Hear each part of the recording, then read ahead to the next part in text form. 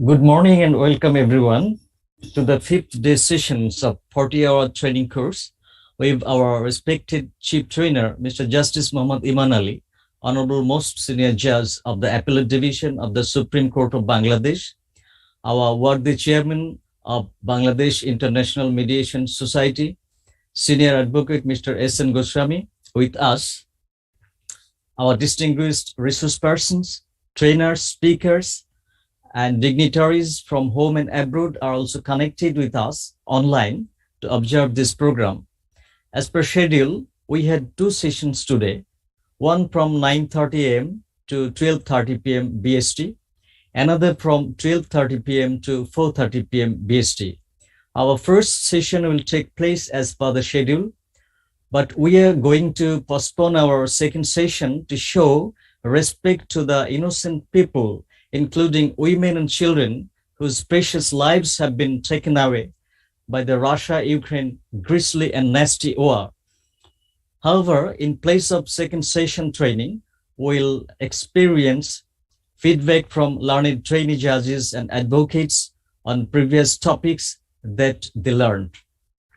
So with kind permission of our respected Chief Trainer, I Pankaj Kumar Kundu, Advocate, Supreme Court of Bangladesh, and accredited mediator, I'm going to start our session.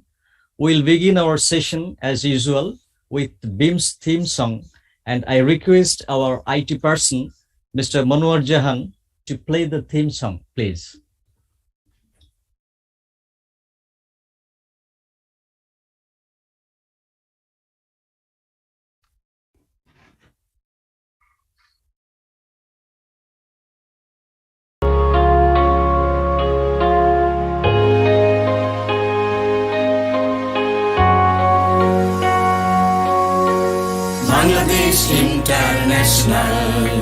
Bangladesh International Mediation Society বিশ্ব শান্তি প্রতিষ্ঠায় অনন্য একটি প্রতিষ্ঠান BIMS অনন্য একটি প্রতিষ্ঠান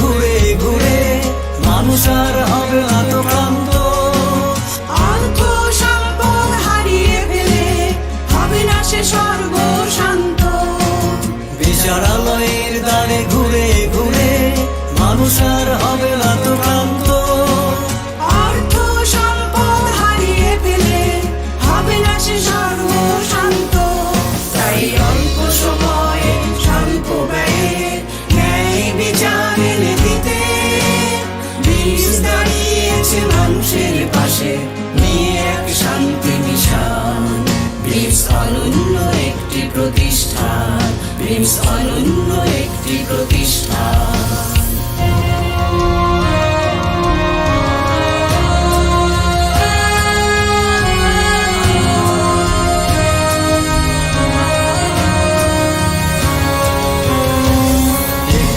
সূর্য কিরণ পেলে মানুষ হয় না পথভ্রষ্ট সঠিক পথের দিশা পেলে ভুলে যায় জীবনের কষ্ট একটু সূর্য কিরণ পেলে মানুষ হয় না পথভ্রষ্ট সঠিক পথের দিশা পেলে ভুলে যায় জীবনের কষ্ট তাই নিজেদের বিরোধ নিজেরাই মেটাবো এই মন্ত্র বুকে ধরে BIMS এসেছে জাগাতে মানুষ হাতে নিয়ে আলোর নিশান BIMS অনন্য একটি প্রতিষ্ঠান BIMS অনন্য একটি প্রতিষ্ঠান BIMS অনন্য একটি প্রতিষ্ঠান BIMS অনন্য একটি প্রতিষ্ঠান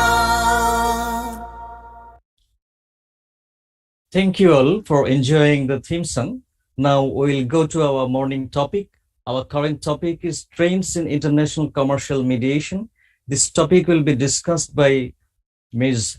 Madeline Kimi, accredited mediator, Honorable Chairman of Africa-Asia Mediation Association, and a faculty member of BIMS, Ms. Madeline Kimi.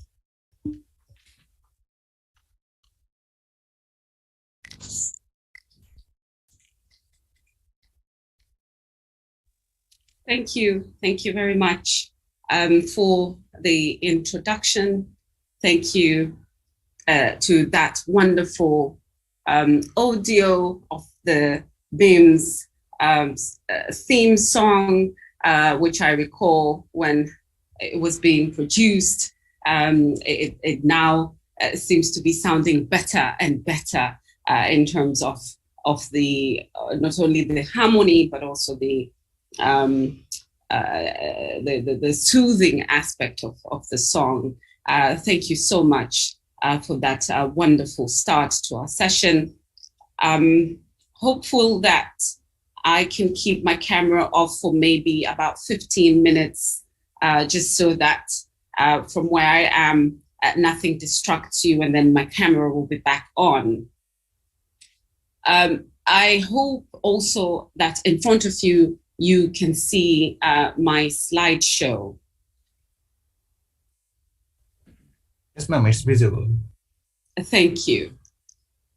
Once again, it has always been a wonderful pleasure to have this invitation from the Bangladesh International Mediation Society to address you all honorable judges, honorable magistrates, and court judicial officials on the future trends of international commercial mediation. I'm always very pleased to find a very committed and energized, focused group in delivering this particular presentation. Now, the title to my presentation itself triggers us all to now start to think, where does mediation stand at this particular crossroads? It is worth also reflecting as to whether it is time for us all to pull in the reins and take this mechanism to a new levels, not only as a practitioner, a legal practitioner in the ADR space, but also a judicial officer. How do we touch or get in touch with the current trends of international commercial mediation, and how do they apply to our day-to-day functioning as either judicial officers, counsels, or mediators? Now, this is a key interest to many, and in most jurisdictions, it is a hot topic. It is still very much being debated at the UNICITRAL. It has been recognized now as a value, as a valuable mechanism. It just recently, the recent developments coming from the UNICITRAL itself is that the mediation can be used interchangeably with conciliation. Initially, we had the conciliation rules of the 1980s, but then we saw in 2021 that these have been internationally harmonized into a set of new amended rules, which are now referred to as the UNICITRAL Mediation Rules of 2021.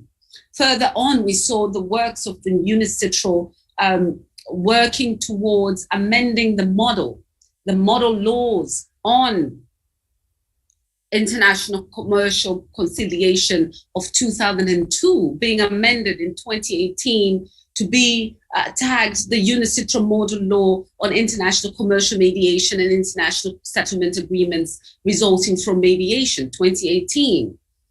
These are complementary or complement the UNICITRAL's International Commercial, International Settlement Agreements Convention that took place in Singapore in 2019, and which that convention came into force in September 2020. And so we can see the workings of the UNICITRAL towards a more harmonized structure framework for international commercial mediation. We started off with conciliation. We're now developing into and are now embracing international commercial mediation as the working formula. Why did they turn around and say, no, yes, it can be used interchangeably, but now let's make mediation the focus. This is because of the statistics that were shared during these UNICITRAL deliberations with regards to the uptake of the conciliation mechanism. The uptake was very low, and I don't have the figures with me, but the percentages were low, especially for the developing countries. The usage of those international commercial conciliatory UNICITRAL conciliatory rules were second to none. And so those figures saw the need to relook into this structure. And that's when we saw them take up mediation and give it teeth in terms of the Singapore Convention, in terms of the mediation rules adopted in 2018 and in 2021, and also the adoption of the new model law of the 2018s. Additionally, the UNICITRAL also adopted in 2021 notes on mediation, which I call upon us all to have a look at. Now, that is just a snapshot of what has happened in the past 3 years. In the past 3 years, the UNICITRAL have overhauled the entire conciliatory mediation system that is now guiding countries and states across globally on this broader use or enhancing this broader use of mediation. In our other discussions, I think in our sessions last year, we spoke of an article, and I think the Attorney General was very pleased to hear about this article. The article that talks on and argues about mediation being the new arbitration by Jacqueline Hawley, a professor at Fordham University. I think she wrote this paper in 2012, and this paper seems to be now living the thoughts of the writer, because we're now seeing the advancements and the change and the shifting of mediation into the platform of being a dispute resolution mechanism of choice, even for cross-border disputes. Ma'am, sorry to interrupt. Are you changing the slides? We are stuck on the first slide. Yes, we are. But we are seeing the first page only. I will be changing the slide now. Oh, okay, thank you. It's working now.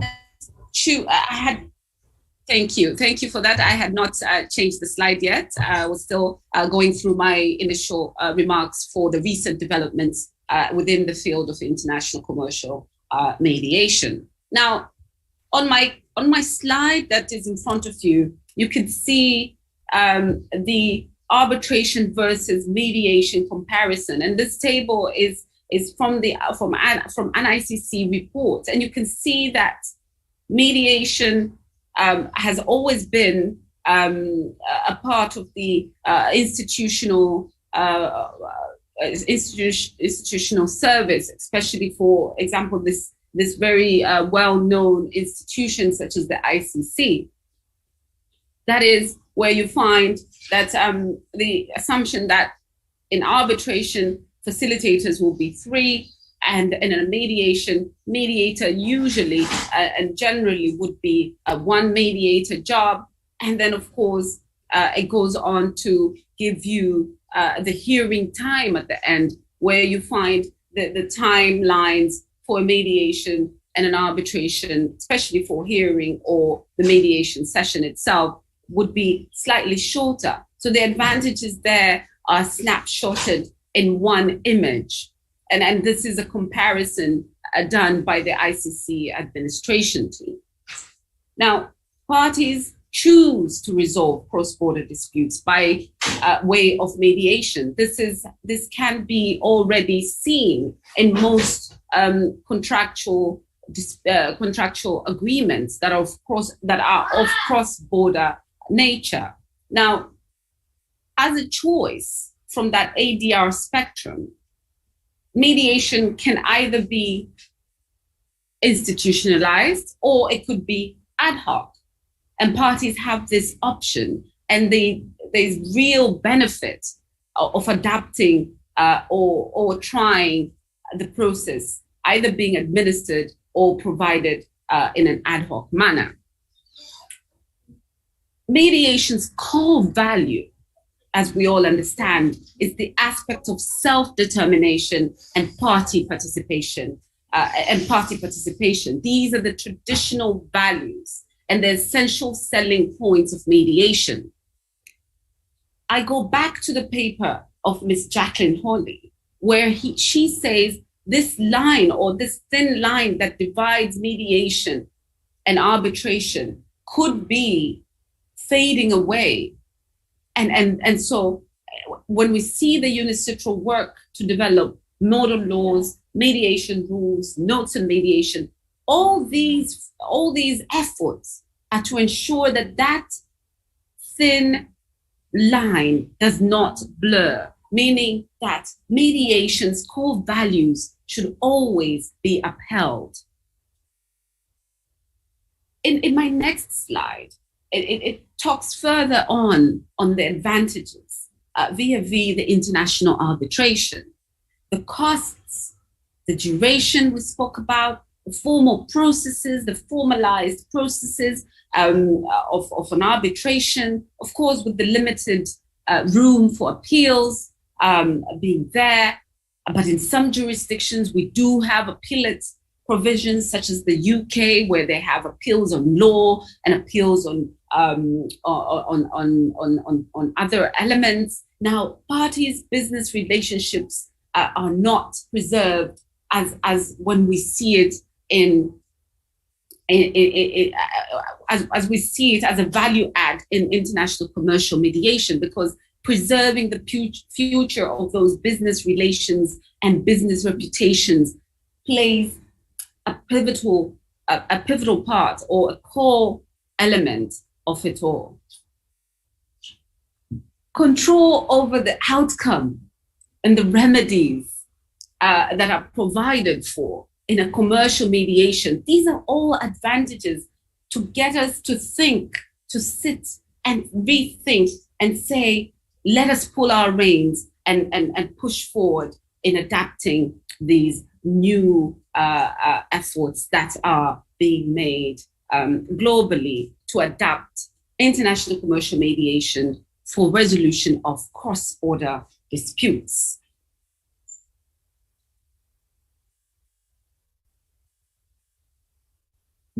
I touched on institutional mediation, and it wouldn't be fair if me touching on institutional mediation and not sharing a module clause or a module reference to an institution. And in front of you is the ICC mediation rules of 2014. Of course, these have not changed much at this moment in time with the current rules.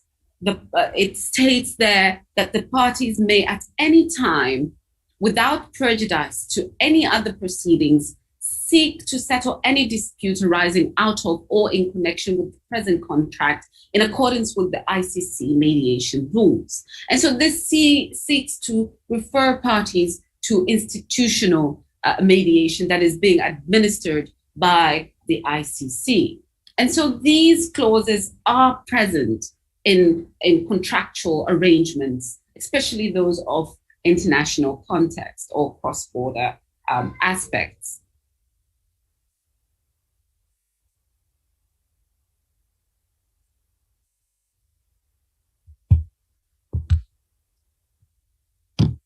Now, I did say that I don't have the statistics in front of me then, but I have a slide that gives you the percentum. And I look at the ICC because it is one of the institutions which provide a lot of statistics and that are easily accessible. And in 2020, the ICC dispute resolution stats state that 45 new requests were filed with the institution under the ICC mediation rules. The term mediation used in those mediation rules include any amicable settlement technique or combination of techniques that the parties may prefer. All requests filed in 2020 were referred to mediation. And so 45 requests in 2020. And these are mediations under the ICC mediation rules. As you can see there, the slide shows that in Africa, only 3 parties, that is making 3%, have filed for mediation under the ICC mediation rules. And then, of course, it goes on with other countries mentioned there, as you can see in front of you.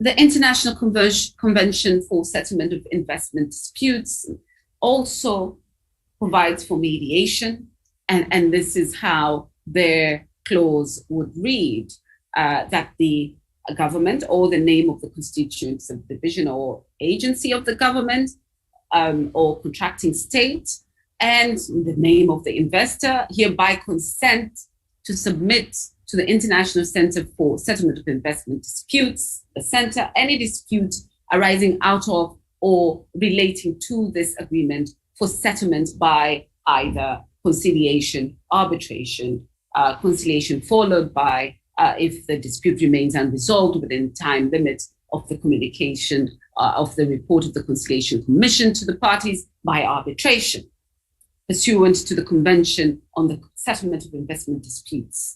And so many nations have signed up to this convention. And this so therefore triggers the usage of mediation in the international context. And hence international commercial mediation comes into the forefront, even in the investor state system. Now, if I can move on to my next slide, which speaks of recent developments in the ICSID arena. The ICSID have developed the first institutional mediation rules that it could have, that are designed specifically for international investment disputes. Now, this comes about from all the critique or the critical conversations that were criticizing the ISDS system. And mediation came at the forefront as one of those mechanisms that could assist in providing for investor-state dispute resolution, and it could work in either as a hybrid dispute resolution process, as we've seen, meaning that if mediation fails, you move on to an arbitration, or any other means that the state would be comfortable with. Now, the inclusion of mediation and conciliation provisions in investment treaties are also on the rise. Investment treaties that I am looking at now when we're creating a model BIT, a model bilateral investment agreement or multilateral agreements, we look to ensure that we provide for mediation. We look to ensure that provisions of those bilateral investment agreements provide for room, not only for parties to attempt amicable settlement, but also to refer to a mediator, a trained mediator, and see whether some of the issues could be mediated prior to escalating to any other institutional or any other investor-state dispute resolution mechanism.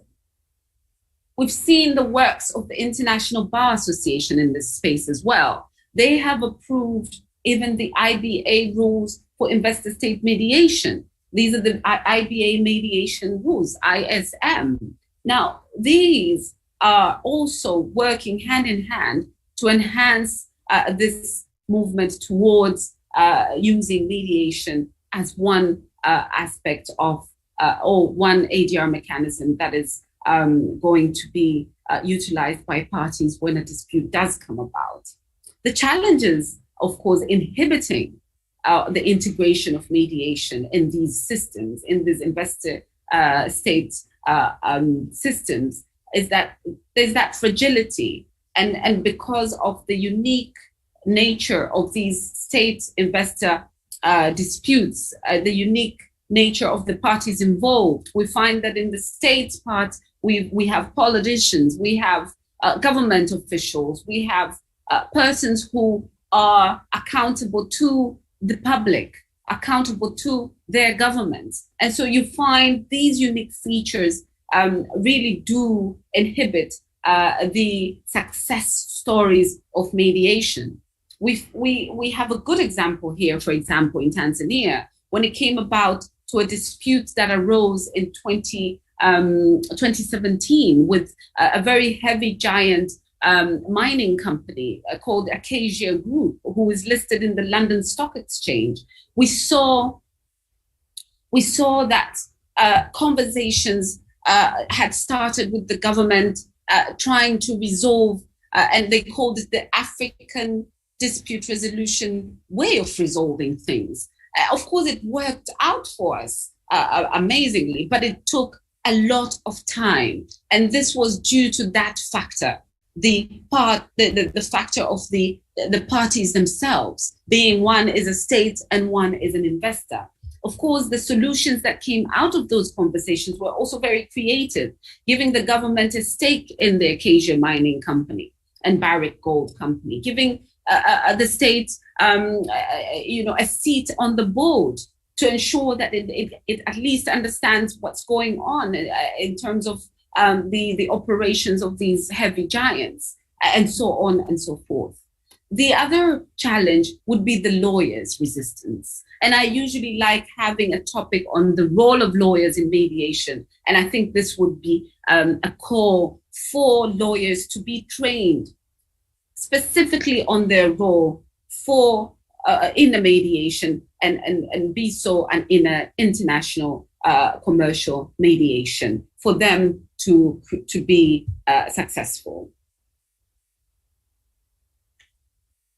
Now, at this point in time, it will be wonderful to discuss the development that has gotten rid of the challenges that we all saw in international commercial mediation. We saw the challenges that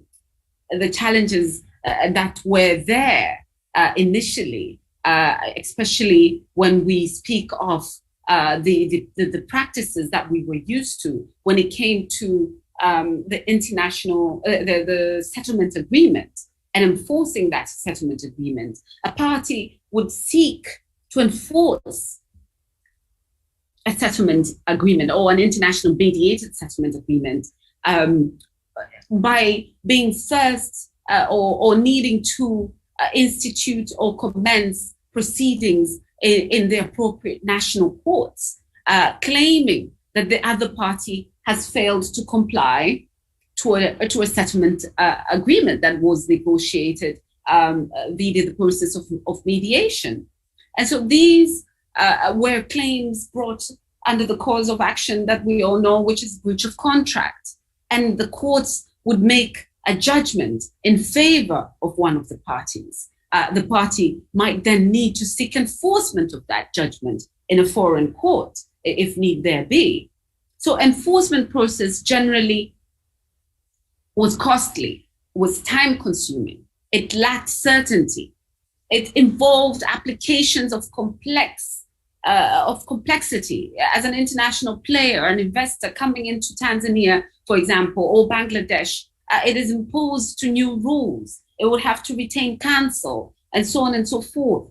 So that's the outcome itself of a mediated settlement agreement really was suppressed by the need of the fact that one would have to then go off to apply in a court of law and ensure that it is in compliance with the rules of those national jurisdictions that it is going to enforce its settlement agreement in. Now, the international enforcement framework provided by the Singapore Convention, my next slide, by the Singapore Convention, it means that a mediated settlement agreement would be in and of itself enforceable in the jurisdictions of the contracting states to the Singapore Convention. This is intended to improve certainty, clarity, and predictability, thereby potentially reducing the costs and the timeframes and the challenges that we speak of in obtaining the recognition and enforcement of a mediated settlement agreement, while also enabling the parties to make more informed choice as to the dispute resolution of choice. You see, in many jurisdictions, mediation was not easily adaptable because of the element of uncertainty that, yes, I will go through the process, we will have a mediated settlement agreement. What happens then? Does our civil procedure code allow for me to file the mediated settlement agreement and it being recognized and enforceable by the courts? No, we did not have the systems. We did not have the enabling provisions for us to be able to do that. And if you see there on my current slide, in 2016 and 2018, the International Mediation Institute convened the Global Pound Conference Series Survey.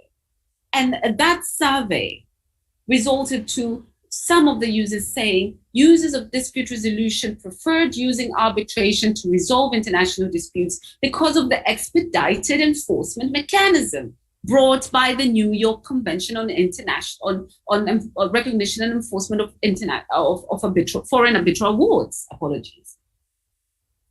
Furthermore, users of dispute resolution mechanisms also demonstrated an inclination towards hybrid dispute resolution mechanisms, such as arbitration, then mediation, and then back to arbitration, which could happen, as it allows them to preserve business relationships whilst also ensuring finality and enforceability.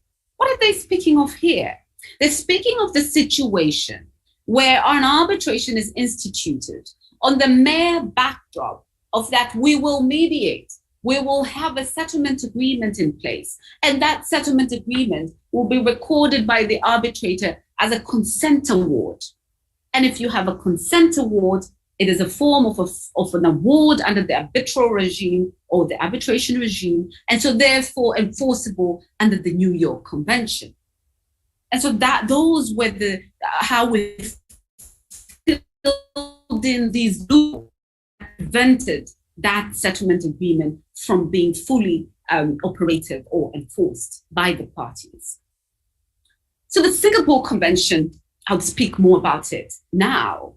And I have got a very good quote in front of you by the chair of the Singapore International Mediation Center and a member of the working group, who said most mediators will tell you enforcement is usually not a problem if the mediation is conducted properly and the parties understand their obligations under the terms of settlement.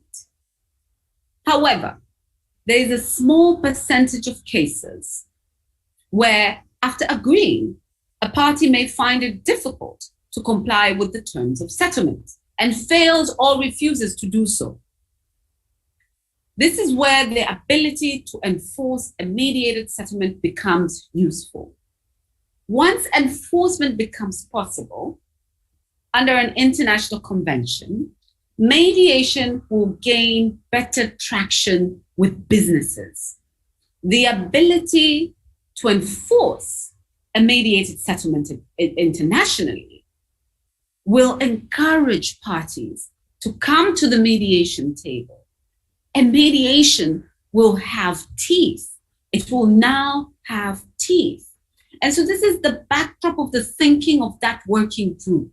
They wanted to give teeth to mediation so that we could all pull our reins and say, now this particular mechanism stands a chance in society.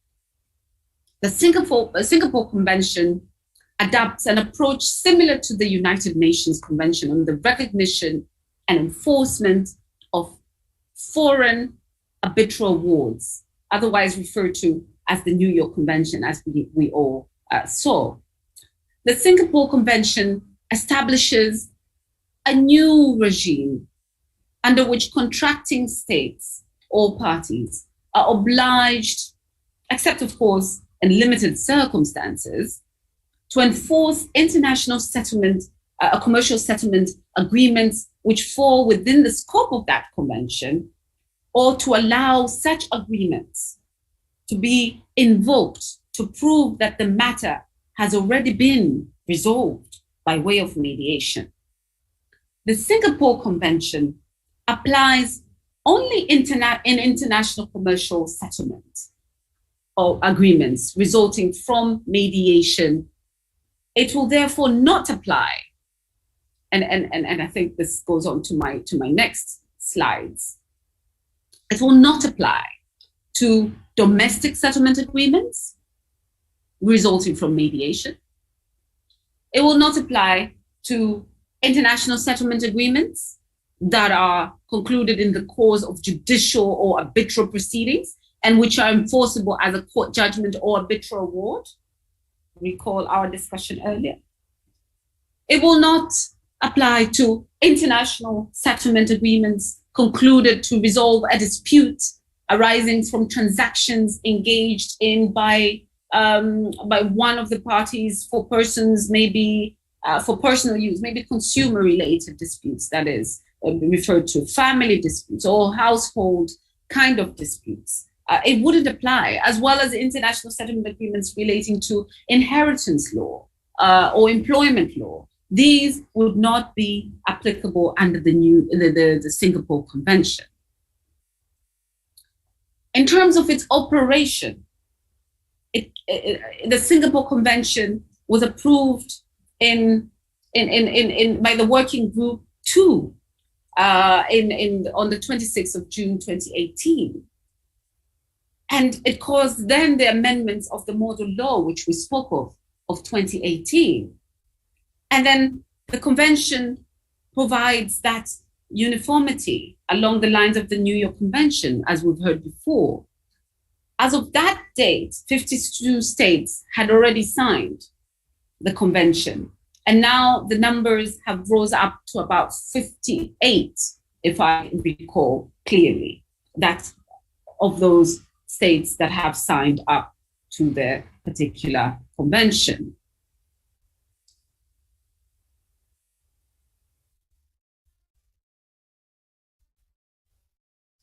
My next slide speaks about the applicability, which we have already covered. Now, the scope of the application of this Singapore Convention under Article 1.1 provides that it applies to these elements that we've spoken about, and the terms of the particular settlement of the particular convention are defined as follows. So the words international, writing, commercial are all defined terms in the convention.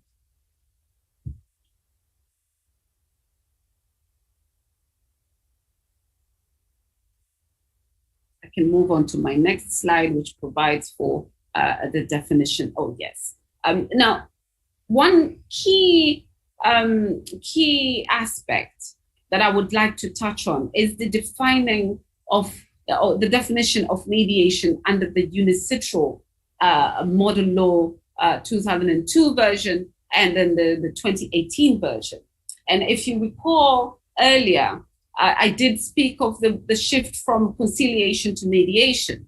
Now, initially, the UNICITRAL was of the understanding that these two mechanisms can be used interchangeably. But now we've shifted, you see. So now we can see these articles reproduced here for your understanding. Commercial mediation relies on the consensual participation of the parties. However, also underpinning the voluntary nature of engaging in mediation is the opportunity to settle the dispute.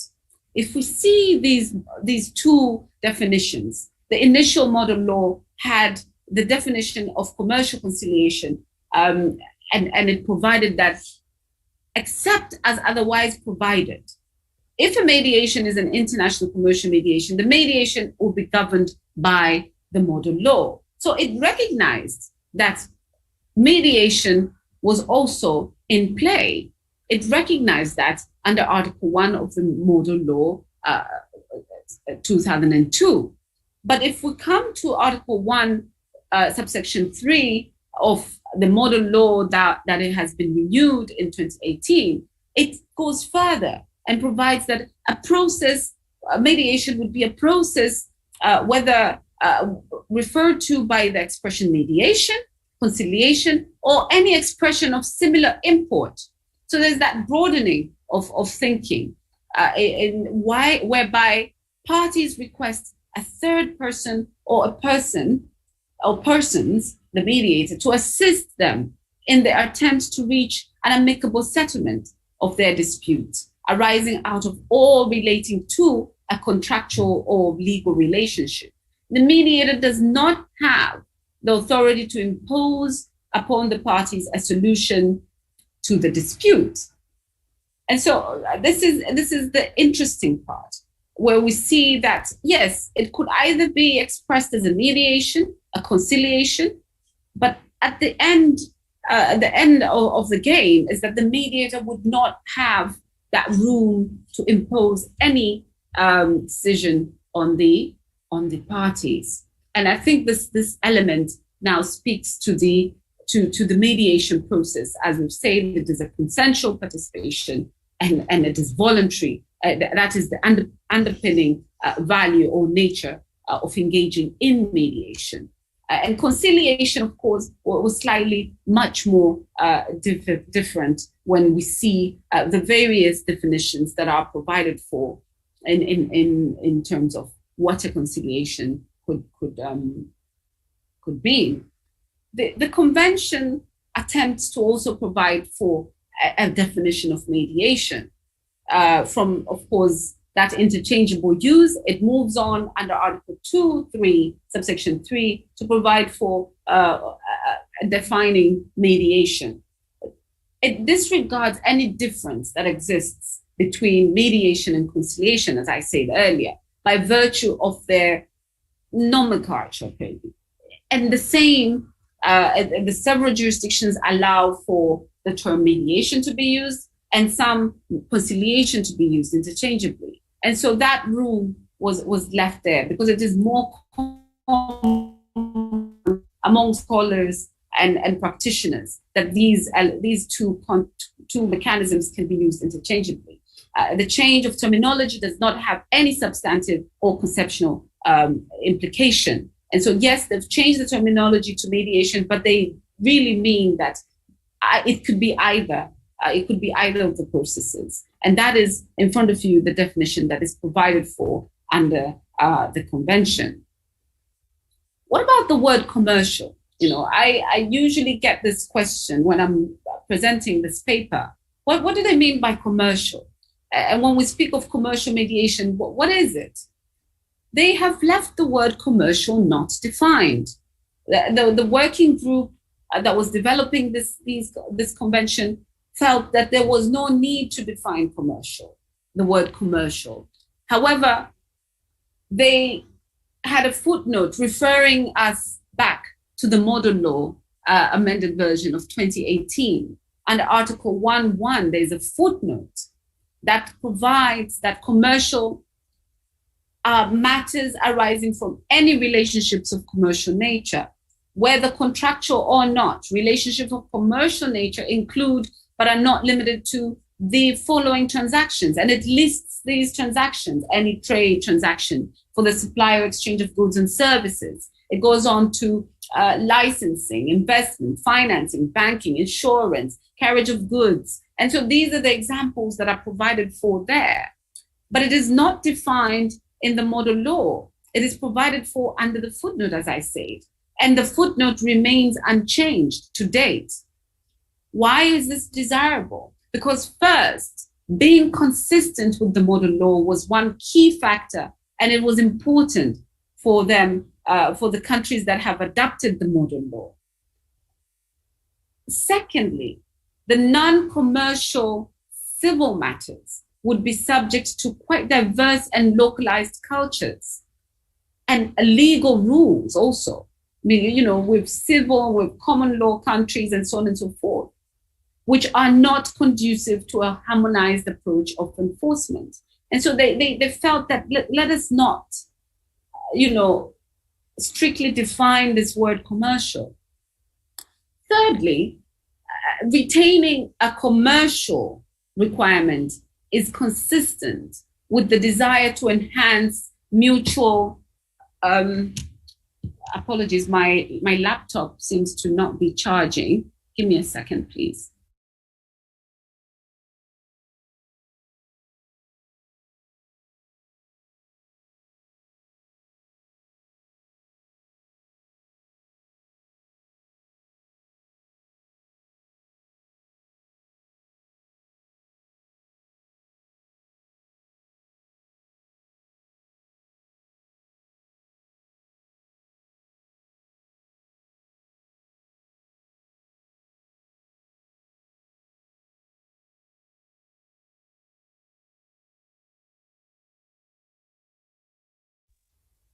Give me a second. I think I'm facing problems with my my charger.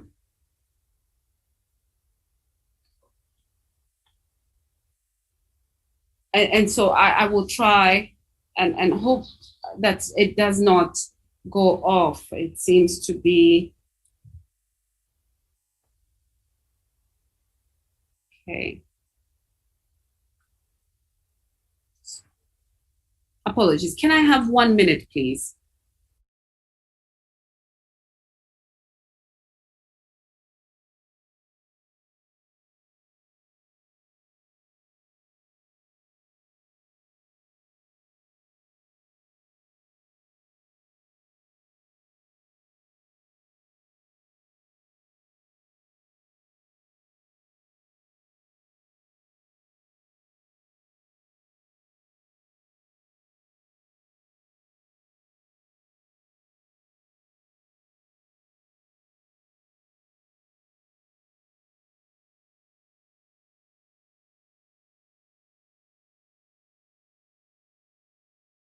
Okay, I think now I got a little bit nervous there, but I think now my charger is working.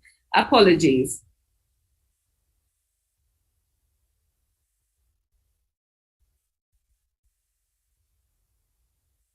Okay, so the third factor, as we were saying, is that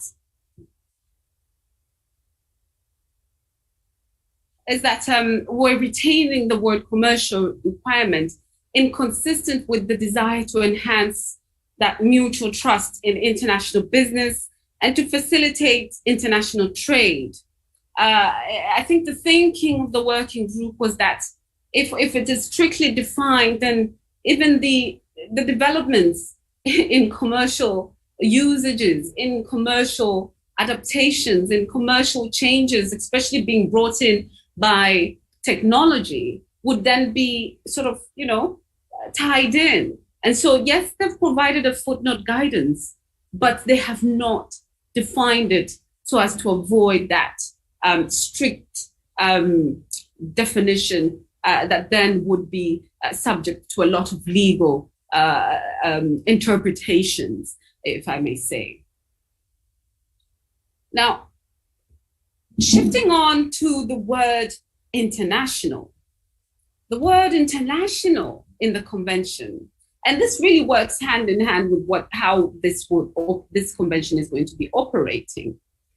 The word international in the model law, Article 3(2), goes on to say the parties to an agreement to mediate have, at the time of the conclusion of the agreement, their places of business in different states. That would make that particular mediation international.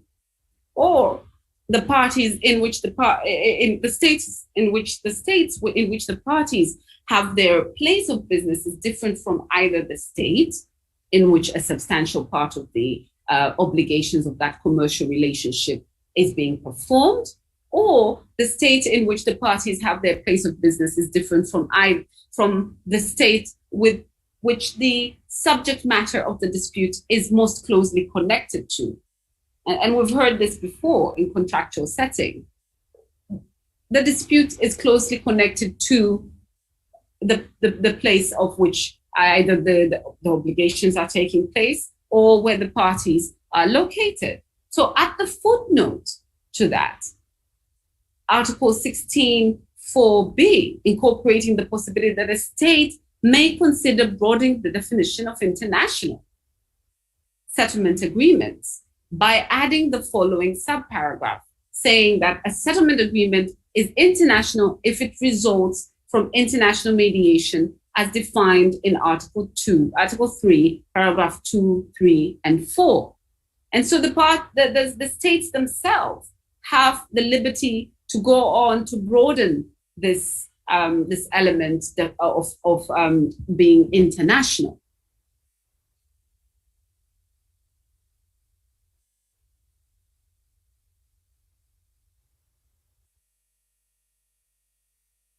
If we discuss further the relevant place of business, Article 2(1) of the Singapore Convention is very similar to the Article 1(5) of the Unicitral Model Law on international commercial mediation. The only difference is that where a party has more than one place of business, the relevant place of business has been changed from that which the closest relationship to the agreement to conciliate to that which says that's the closest relationship to the dispute resolved by the settlement. So those are the only differences, the word conciliate and then the word resolved by settlement. And so these are the differences between these two, the convention and the model law. What are the limitations that this Singapore Convention brings? Article 1(2) of the Convention does not apply to settlement agreements that we discussed earlier. Article 1(3), settlement agreements that have been approved by the court or in the course of court proceedings, as we spoke about earlier. These are the limitations which we highlighted in my earlier address. The written element, enforcement, how would you then proceed on? The written element is something that is defined, that the settlement agreement has to be in writing, and it has to be wide enough that it covers, this word writing. It can be wide enough, meaning that it can be recorded if its content is recorded in any form. So this particular definition is wide enough to cover emails. It's wide enough to cover even WhatsApp messages, for instance. So there's proof of the mediation. That proof has to be there. This can be achieved also by assigning of the mediator to the settlement agreement, having the area there where the mediator also signs along with the parties, or separate documents stating that the mediation was conducted, or any other evidence that the enforcing authority will accept. So the requirement that a settlement agreement be in writing has to be met by any means. It has to be met in order for the enforcement mechanism to be available to you. Article 3(1), providing for these general principles, states that each party shall enforce a settlement agreement in accordance with its rules and procedures and under the conditions laid down in this convention. This is consistent with the New York Convention. The New York Convention gave states the same opportunity to nationalize the New York Convention in a manner that they saw fit. Unlike the European Directive on Mediation, which I think has an Article 6 in that EU directive, it does not set out a procedure for enforceability, but prescribes two essential requirements in broad terms. The first, you must ensure that it is possible for the parties, or for one of them, with the explicit consent of the other party, to request that the consent of a written agreement resulting from mediation be made enforceable. Then secondly, this is now Article 6 of the EU Directive on Mediation. Secondly, the content of the agreement must be contrary, or must not be contrary, to the law of that state. And the law of that state must provide for its enforceability. The requirement of explicit consent from the parties is there. For the application may also pose problems where one party wishes to resist enforcement, for example.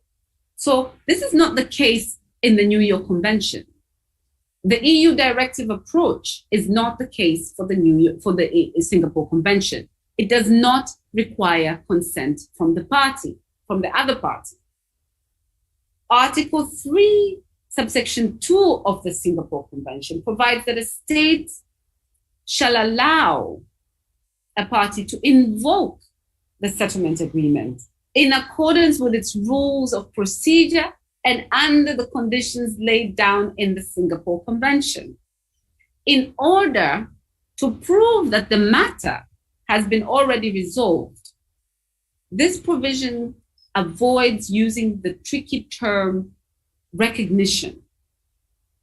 We find the word recognition in the New York Convention, but in this convention, this particular Singapore Convention, they have not used the term recognition, which has been ascribed different meaning under domestic and international law, but instead speaks to the practical effect of recognition, which is to allow a settlement agreement to be used as a defense.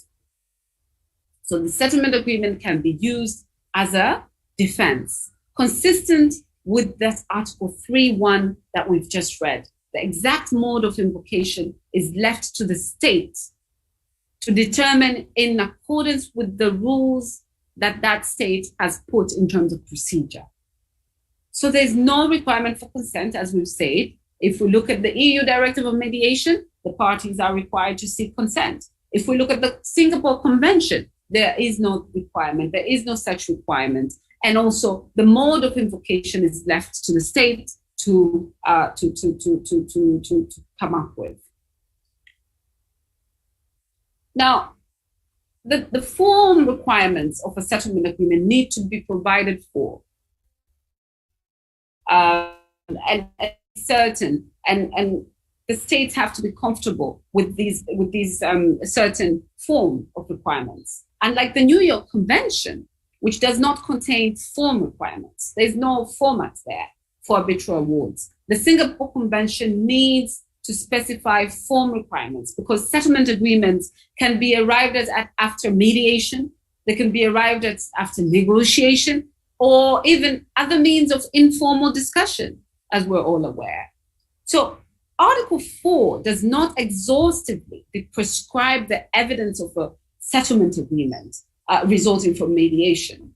If it gives several options while leaving it open to the competent authority in the state of enforcement, Article 3.1, to accept other types of evidence should the listed evidence not be available. So the listed evidence, as you can see there, the party would supply the competent authority or the court with jurisdiction this particular document called the settlement agreement signed by both parties, evidence that the settlement agreement resulted from mediation, such as the mediator's signature on the settlement agreement, a document signed by the mediator indicating that mediation actually took place, or attestations by the institution that administered the mediation, for example, the attestation of the ICC. And then, in the absence of those, any other evidence acceptable to the competent authority.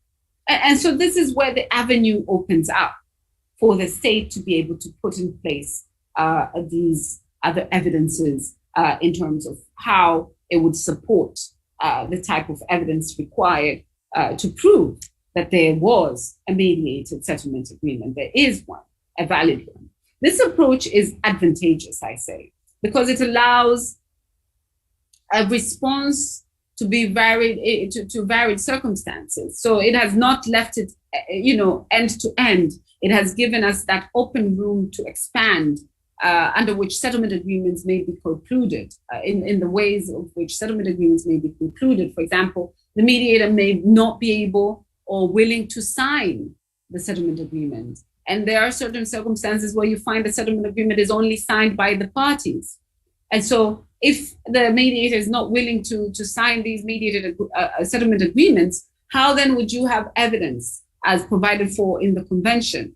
So the reference to attestation by an institution, for example, as one of the recognized types of evidences is helpful, given the growing number of institutions around the world, as we spoke about earlier, offering mediation services. So the adoption of the Singapore Convention and then a model law on a global stage signals the most credible acknowledgement of mediation as a meaningful tool to resolve cross-border commercial disputes, because of these elements that provide for not only a well-harmonized framework, but also one that takes into account the challenges brought about by this valuable tool called mediation.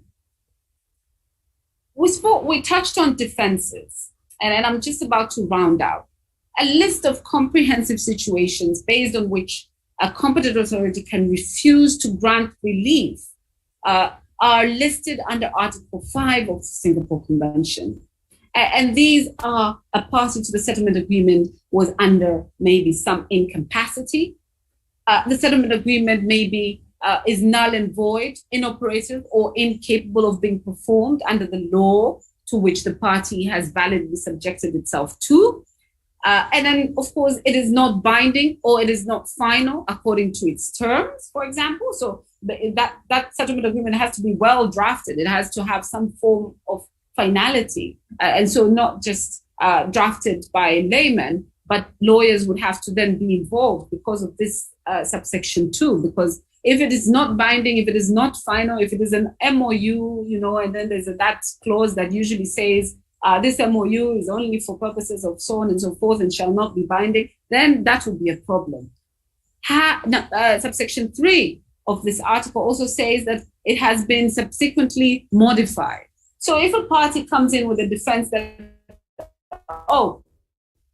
this particular this particular settlement agreement has been amended several times, and the party lodging it for purposes of enforcement has filed in the wrong version, then that is a cause for defense. And so the list includes grounds that are factual and depend on the manner in which the settlement agreement was created or drafted, and requires that the party against whom the settlement agreement is sought to be enforced provides proof. And so the element of proof, or the standard of proof would have to shift to be proved by that person who is filing the settlement agreement, that no, this actually is the valid settlement agreement. Defense to the enforcement goes on the obligations under C, subsection C. It goes on the obligations in the settlement agreement have been performed or are not clear or comprehensible. And this is also a good defense. Another defense would be granting relief would be contrary to the terms of the settlement agreement. granting that relief. E provides for there to be maybe a serious breach by the mediator of standards applicable to the mediator, or the mediation without which breach that party would have not entered into the settlement agreement if that breach did not happen. And so this comes into the standards of mediators. This would have a major impact. These features, together with the confidentiality of mediation, means that it would be difficult to assess whether the parties were treated fairly, for example. How would you be able to know? Because we are taught that in a mediation, the confidentiality is privileged information. And so confidentiality is an element, is a principle that must be observed by a mediator and the parties involved in the mediation. Remember, we're even taught to shred everything after a mediation, post-mediation.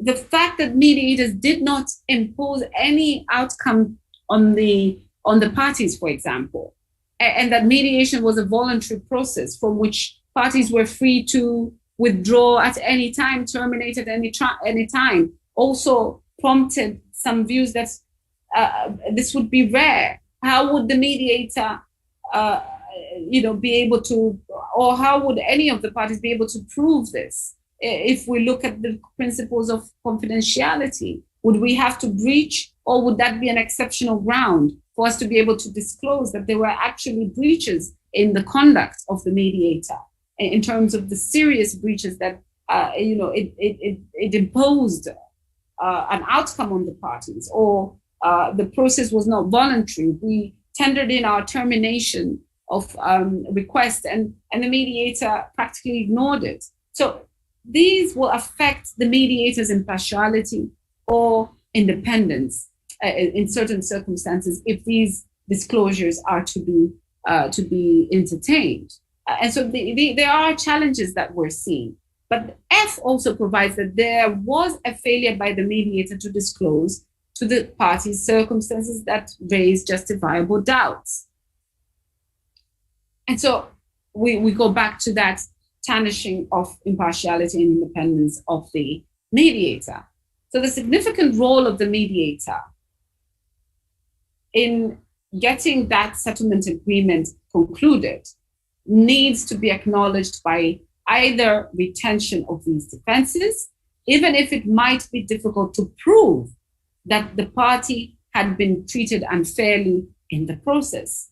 And so we identify this. It will be difficult to prove, but these are the elements that have been provided for as defenses to the enforcement. And we'll see how it will play out. I have not seen any case law at this moment in time coming out of the Singapore Convention, but it will be interesting to learn how the courts, how the judiciary would be interpreting, especially these defenses that would come about, and the proof or the threshold of proof that will be set by our judiciaries across the globe.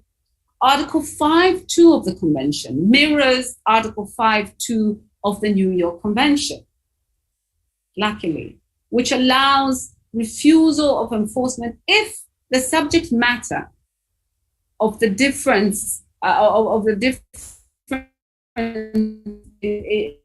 is not capable of settlement by arbitration under the law of the country where recognition and enforcement is sought, and where recognition or enforcement will be contrary to the public policy of that country. And so in Article 5.2 also reads the same: contrary to the public policy of the state party in which the enforcement is sought, or the subject matter of the dispute is not capable of settlement by mediation under the law of that party. So these are really two mirroring provisions in the New York Convention vis-a-vis the Singapore Convention. And it will be interesting how they would apply in a mediation setting as well. The reservations are provided for under the Article 8. Article 8 of the Convention provides for two permitted reservations. Of course, a caveat to a country's acceptance of the Convention. Arbitral institutions, countries, companies, and parties alike will keep a keen eye on this aspect of the Convention, the reservations. the reservations made by countries would need to be noted by all stakeholders in terms of the legal practitioners, the judiciaries, and so on and so forth. The two permitted provisions are: A state may declare and exclude itself or its agencies from the applications of the conventions. So, for example, a state may sign up to the convention, but sign up subject to none of its organs or agencies to be part of that convention. So, if a dispute arises between a government agency and an investor, then they wouldn't be recognized because of that reservation made by the state, that its state organs and agencies would not be applying the convention. So that is one. The second, the convention would apply only to the extent that parties have specifically agreed to apply it. This is going to be an interesting one, because that means in a mediation agreement, one would have to write it expressly, maybe, or show at least intention that they were willing to have this convention applied to their settlement agreement. So it will be an interesting play of events. So far, we can note reservations from Saudi Arabia, Iran, and Belarus. And I think new states on the African continent and the developing countries also have put in reservations out of those 58 states that have signed up for this convention. The possibility for the parties to opt out of the convention is also an interesting one. The Singapore Convention states that the enforcement of a settlement agreement may be refused if it is contrary to the terms of the settlement agreement. So in the settlement agreement, if there's an express proviso saying that, yes, we're in agreement, however, clause 5 would state that the Singapore Convention shall not be applicable to this settlement agreement. That means the parties have opted out of the convention. So the express terms of that settlement agreement would have to be upheld by any court of law, because it was agreed by the parties, and it was the intention of the parties that they would opt out of this application of this convention in their settlement agreement. So this is appearing to be counterintuitive, but the possibility appears also to exist. And so it should not be shied away from. And in concluding, a lot of takeaways from the Singapore Convention. The Singapore Convention is to international mediation what the New York Convention is to international arbitration. International commercial mediation, with its increasing popularity and relevance, will remain a key focus globally. And we're witnessing this, as we have noted in my introductory remark,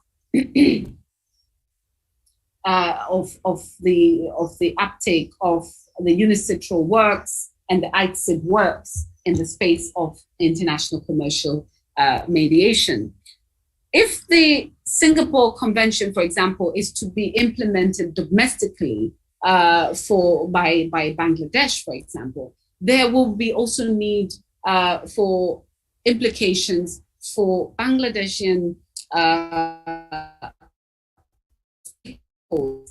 for instance, while the country's parties may have greater scope to enforce a mediated settlement agreement overseas, judgments enforcing settlement agreements against Bangladeshi defendants may also have greater scope to be recognized and enforced in Bangladesh. Therefore, while the Singapore Convention could be beneficial to Bangladesh plaintiffs seeking to enforce mediated settlement agreements overseas, Bangladesh stakeholders will also need to consider the implication of the settlement agreements being enforced against defendants in Bangladesh.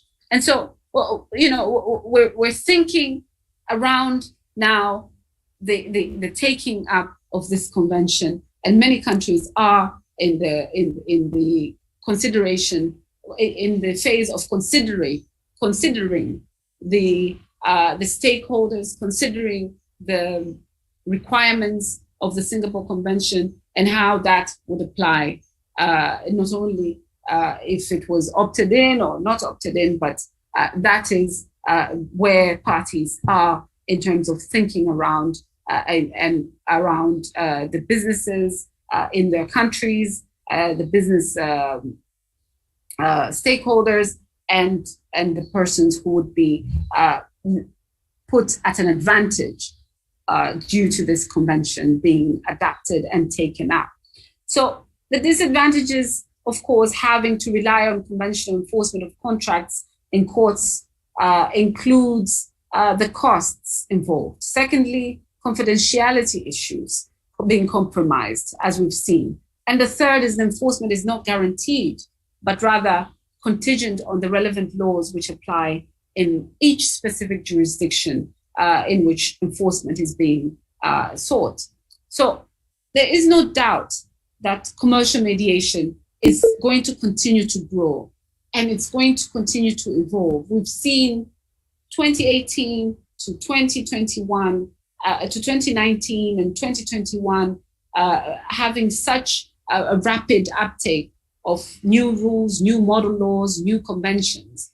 There are plenty of mediators, councils, and parties who value and appreciate the dynamism and effectiveness of the mediation process. And they recognize the prospects for this ongoing development that we have noted take place. The convention will address and has addressed the weakness of mediation, meaning the lack of enforceability we spoke of settlement, of mediated settlement agreements. And it aims to facilitate that cross-border enforcement of mediated settlement agreements. And prior to the convention, we saw the challenges, and those challenges we can say now have been curbed by having this particular convention in place, enabling for mediated settlement agreements to be enforced in contracting states or opted in by parties in terms of ensuring that settlement agreements are at least get to the finality of resolving the problems between them. Thank you. I would like to end there. In front of you is a question and answer slide. This question and answer slide answers a few questions, maybe to start off our conversation when we're diving into the Q&A session. One is the first question is, what changes in domestic legislation would be necessary for the Singapore Convention to effectively function? The second is, how would professional standards be relevant for the Singapore Convention on mediation? How should states ensure that settlement agreements are granted relief and not succumbed to grounds of refusal under Article 5? That is the third question in mind, and something for us all to think of. And then the fourth would be, the New York Convention or the Singapore Convention apply to hybrid clauses. Hybrid clauses are an example from coming in from mediation to arbitration, or arbitration to mediation, and then back to an arbitration, as we saw the example earlier. And so here is where I would finish my presentation. I am happy to now pass down the torch to our facilitator for this, to our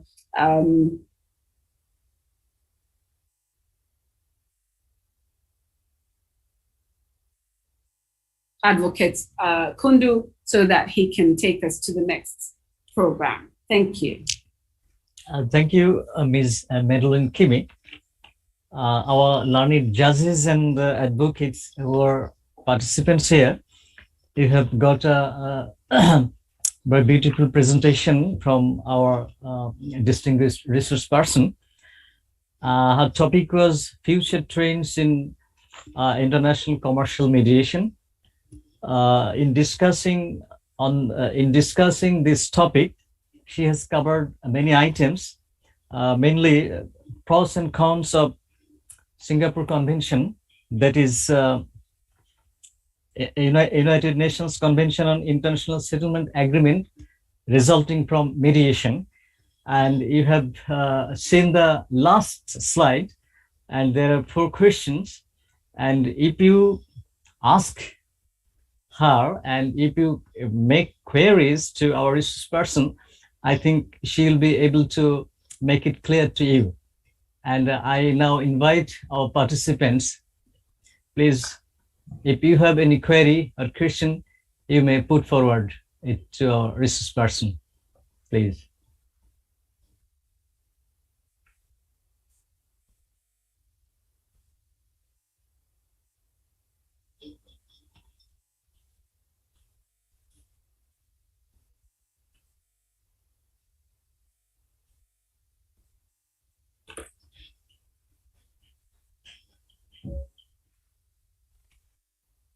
May I ask a question?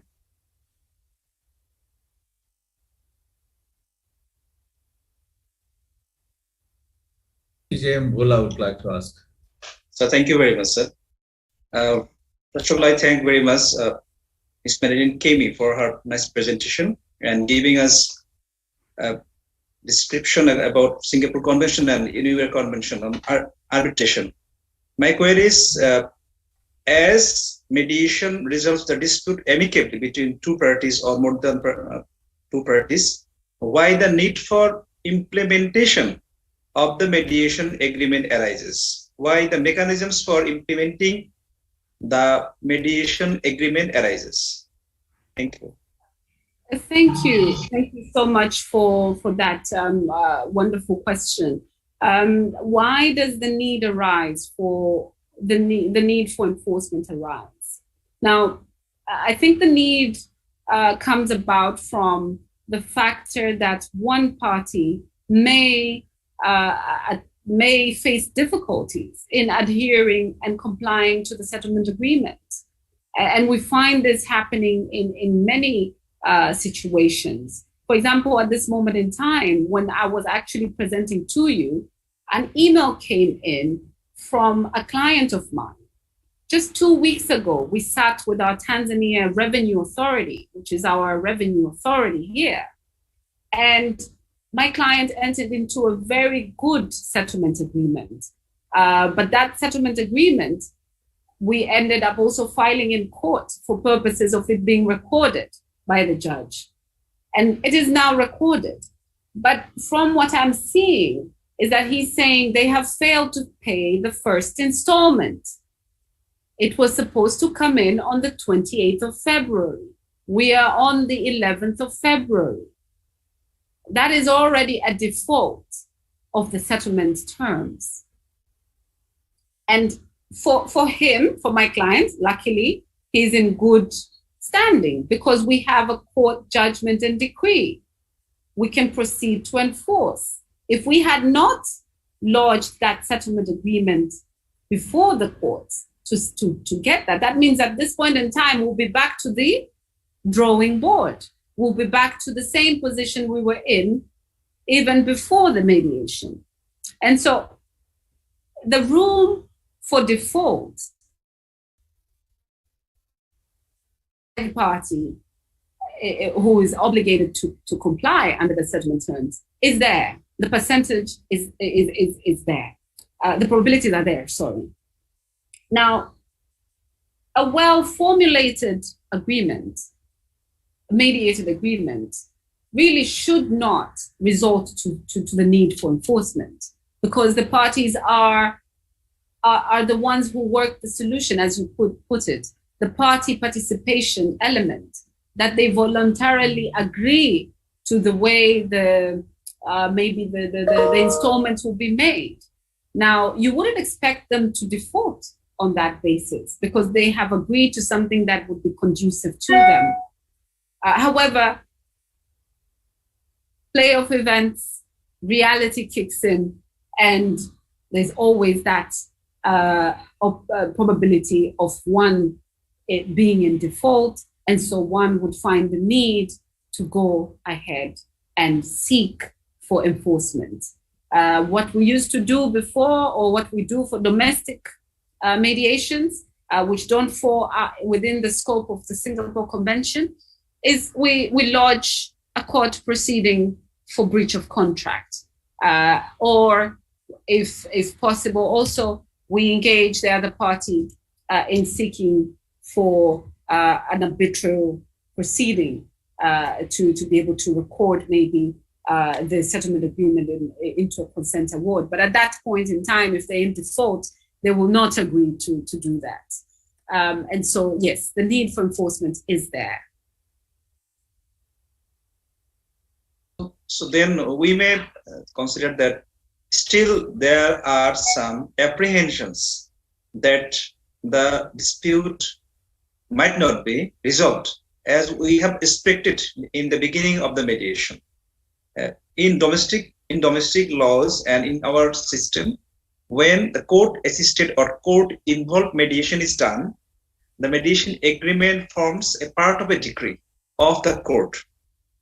And then the question comes of execution of the decree, like the enforcement of mediation agreement, as you have said and explained.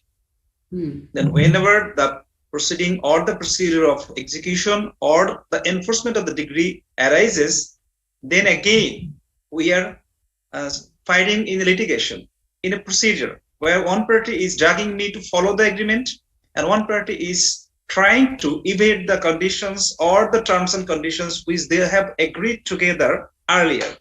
Because of the reality, you have said the reality kicks in or some sort of things happens that they cannot adhere or obey the agreement entered into.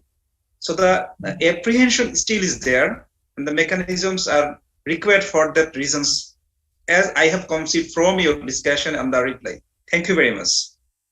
Thank you for the observation, and I think you're spot on. That is what happens on the ground. That is what happens. We go back to the battlefield the minute a default happens.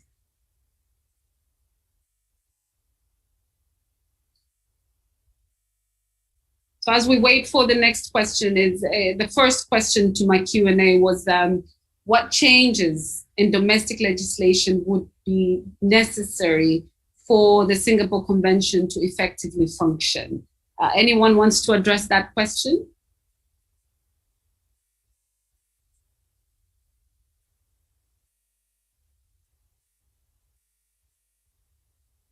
Well, this one here I could take up.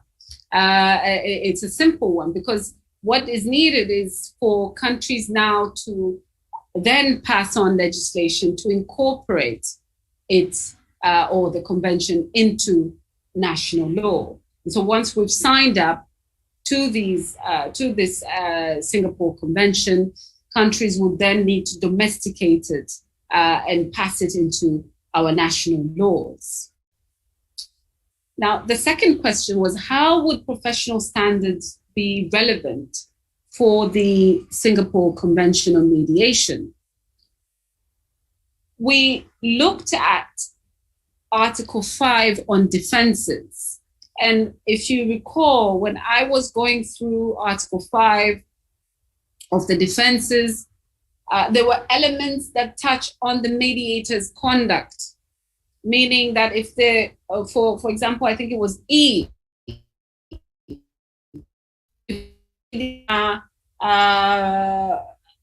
conducts a serious breach of mediator standards applicable to the mediator.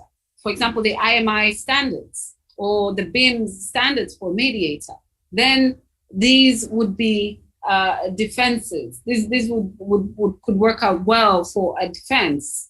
And then secondly, there was the element of the impartiality and independence or independence issues, whereby if the mediator fails to disclose to the parties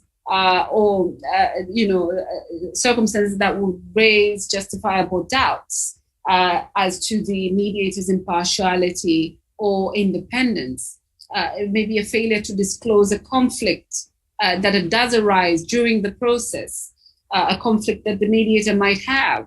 These that could tarnish or work against their impartiality and independence. So these materially would impact and would have undue influence on a party, without which failure that party would not have entered into the settlement agreement. So if the mediator fails to disclose, that means the party would have entered into a settlement agreement not knowing of these issues. And so that duty to ensure the mediator acts accordingly, these all come about to answering this question as to how would professional standards be relevant. The professional standards, I think, would be amplified. Mediators will have to be very attentive to the standards, attentive to the ethical stances, or at least observing the ethics when they're carrying out these mediations, because anything that goes away from the standards or away from the ethical duties to disclose, then that could work as a defense when we come to enforcement under the convention. The third question, as we wait for questions, I don't see any hands up. Oh, I'm not on page 2. Okay, still don't see any questions. The third question was, how should states ensure that settlements, mediated settlement agreements, are granted relief and do not succumb to grounds of refusal under that Article 5 that provides for defenses? You know, I am of the view and the opinion that these Article 5 provisions should be stringently applied or construed by our courts, and the threshold should be high, so that, you know, we could limit the number of these challenges. I mean, you know, I call them challenges because I'm so used to the New York Convention, but these grounds or these defenses. Otherwise, it would defeat the whole purpose of this convention if they're being imposed in a very light manner. So the exact mode of invocation is left to the states to determine in accordance with its own rules of procedure. Remember, Article 3.1. Hence, the mode of enforcement is left to the state rules of procedure. And on these grounds, the rules of procedure would need to be very keen on ensuring that we don't open up Pandora's box in terms of letting a floodgate of Article 5 objections and defenses being filed against all settlement agreements that are coming in through the competent authority under that convention. The fourth question would be that, how would the New York Convention or the Singapore Convention apply to hybrid processes? I read on this because I was really keen to understand what happens then. Do you go to the New York Convention or do you go to the Singapore Convention? You know, the interplay there. So unlike the New York Convention, the Singapore Convention does not support hybrid processes involving arbitration, involving litigation. It will no longer be enforceable under the Singapore Convention, as it will be enforceable as an arbitral award if it has gone through arbitration or an arbitrator. And of course, it will not be as enforceable under the Singapore Convention if it is a litigation resulting to a judgment, because it will fall under maybe the Hague Convention on judgments, on how you can enforce foreign judgments and so on and so forth. And so those are the answers to those questions. And, you know, so that we can wrap up, and I think I'm just closing in my hour or two. Welcome to your mediation, and please make yourself we comfortable. Are asking it a lot is nice of to put questions faces at to this point voices because and we to don't finally know meet how both this of you climate in change person. will Allow me to affect introduce our myself. practices, will My name affect is the Chawin business Wan, community at Meg large. and please call me Lily. Therefore, some questions that May I need know to your be names, addressed please? And how include would in you what like me to ways do address you? mediators prepare And what about you? for the dynamic changes Okay. that we've The first thing I say heard of beyond welcome under the is Singapore Convention, brought in congratulations. by the Singapore Convention, Now, I know I and need the to explain extent that of their because you're impact thinking you have on- only just arrived, on so the why am I stability of our congratulating practices. both of you already? What strategy Because the as a very decision mediator to choose mediation is should a I significant incorporate one, in my and practice one for likely me to to be end able in to settlement. evolve with these new changes? How can peace building organizations such as the BIMS Mediation is a voluntary contribute to the process. global If you like framework any of the parties, this mediation cannot of take international place. commercial The mediation mediation? will not binding until we How reach the can point mediators of agreement. help to identify new or reinforce entry points to tackle these new problems that could come about from implementing not only the Singapore Convention, but also the invested state regime that we're seeing come up under the Which is ICE. your own opening statement. I would like to All set up these some ground pose rules together. unique Is that all right? challenges, unique you. opportunities, and May I unique ask that you put yourself on unique silent? requirements Please allow from one us person all. to talk at a time. And so, having had discussed the future trends and only focusing in on the Singapore Convention, it would not be future trends if I do not speak about the digital revolution or the fourth industrial revolution. This will bring about change in our practice.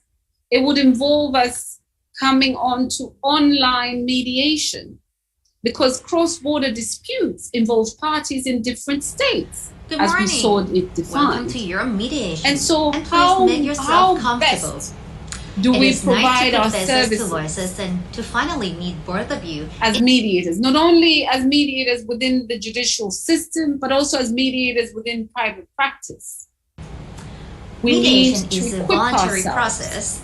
with If you like any of the online parties, this mediation mediation tools, cannot take skills, place. techniques. The mediation, And these are being discussed in the 75th which is your session own opening statement. I would like to coming set up some under the ground working rules group together. 2 Is that all of right? the UNICITRAL Thank you. colloquium on possible future work on dispute settlement. It is scheduled for end of this month, the 28th of March to the 1st of April 2022 in New York. The key agendas, mind you, are to talk about the digital economy and developments in dispute resolution. They're talking about access to justice and the role of online dispute resolution. They're talking about drafting technology-related dispute resolution provisions.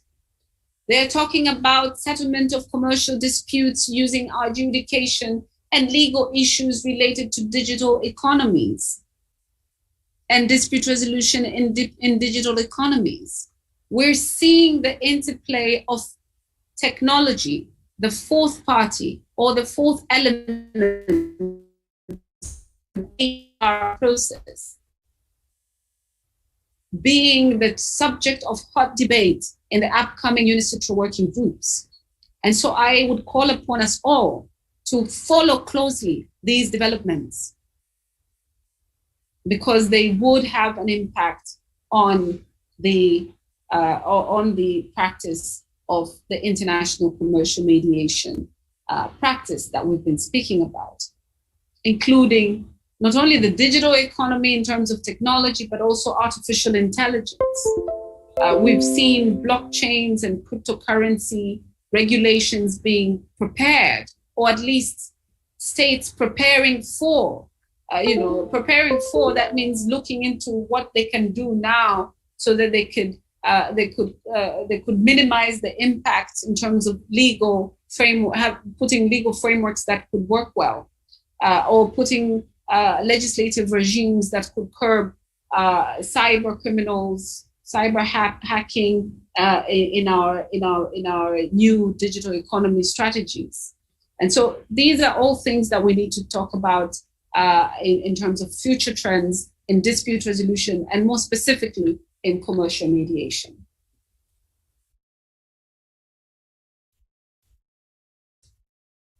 I wanted to ask something, if I may. Yes, please. There appears to be a perception that disputes involving huge amounts of dollars cannot be mediated, and rather the lawyers prefer to go for arbitration. I suppose it makes sense for the lawyers because the scheme of getting paid in arbitration is probably much better for the lawyers than for them in mediation. But I wanted to ask you, from your experience, what sort of figures can we put on the size of the dispute which can either be mediated or cannot be mediated? Is there a particular sort of amount beyond which mediation will not work as it is perceived by the lawyers? That's a great observation. I think from the developments that I have seen is that the amount in dispute has become less of a concern at this moment in time. Mediation seems to be working even with the big figure disputes. It can be a very good mechanism, even in the big, in the figures that are beyond the billions of dollars. And so if I could then come back to maybe the discussion when it comes to small claims and how they marry very well with mediation, and big claims being well married when it comes to arbitration, I think this perception is well outdated because of the developments that we're seeing. Because we're seeing that even the huge figure disputes are able to be resolved by mediation, as long as that mediation is well structured and the parties are willing and voluntarily able to engage in a mediation as they should. And so I've seen a big figure dispute mediated, and we've seen them recorded in most of these institutional mediation service providers. And I think that's another point. These huge figure disputes that end up being mediated are usually institutional mediation as opposed to ad hoc mediations. I've not seen an ad hoc mediation which has a figure that would be considered a huge figure for it to be mediated.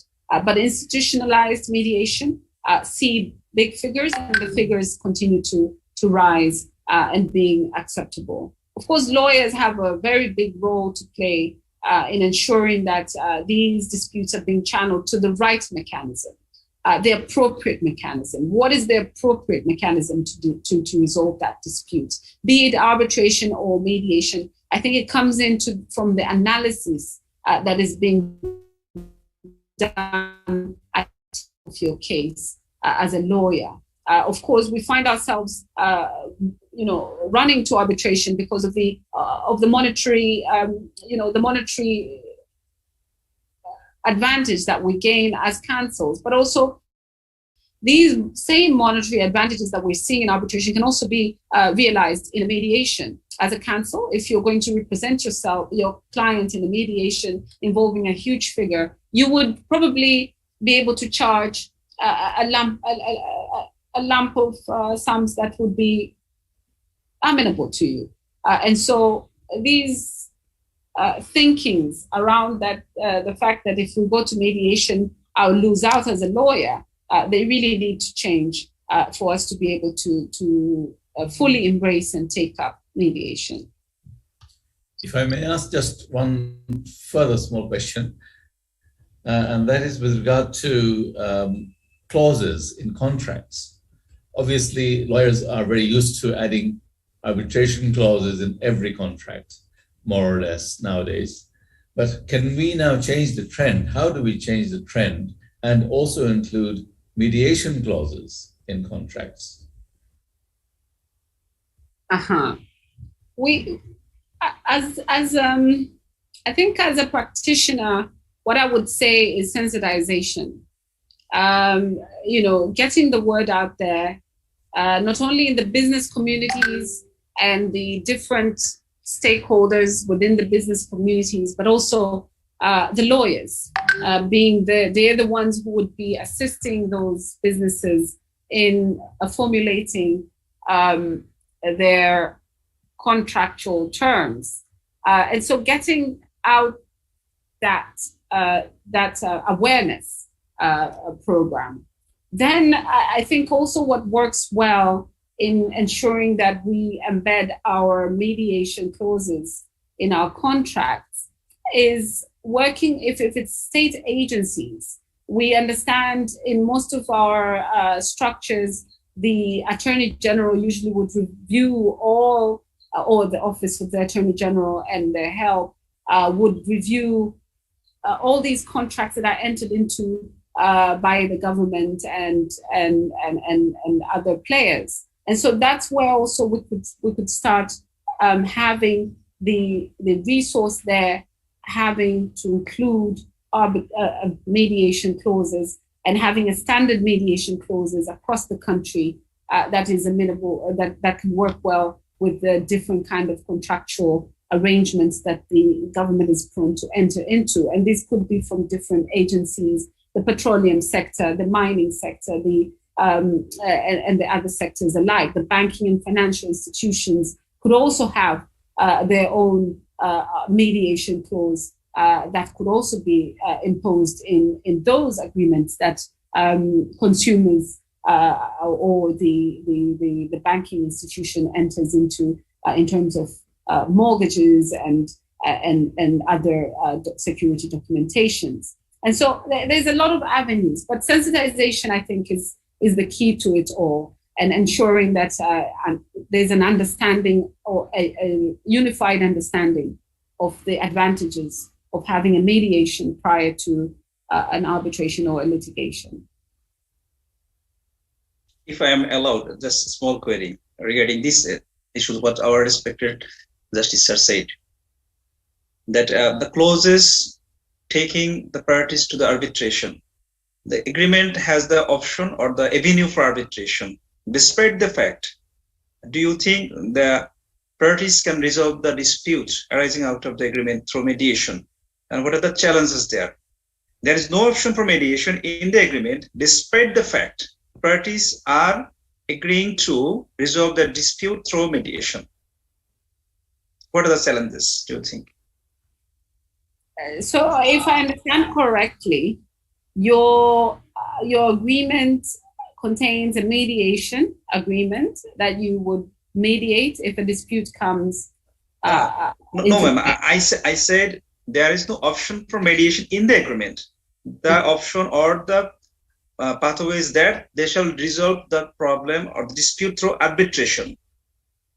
They agreed for arbitration, but I think, and I am asking you the question, despite the fact there was no option for mediation, the option was for arbitration, but the parties are agreeing to settle the dispute for resolution by mediation. Yes, that is possible. That is very much possible. We find ourselves as arbitrators having parties before us, and at the first preliminary meeting, where we're having a preliminary meeting to set out the direction for the arbitration, both parties and their counsels appear before the arbitrator and say, actually, we would wish to embark on amicable settlements out of this arbitration.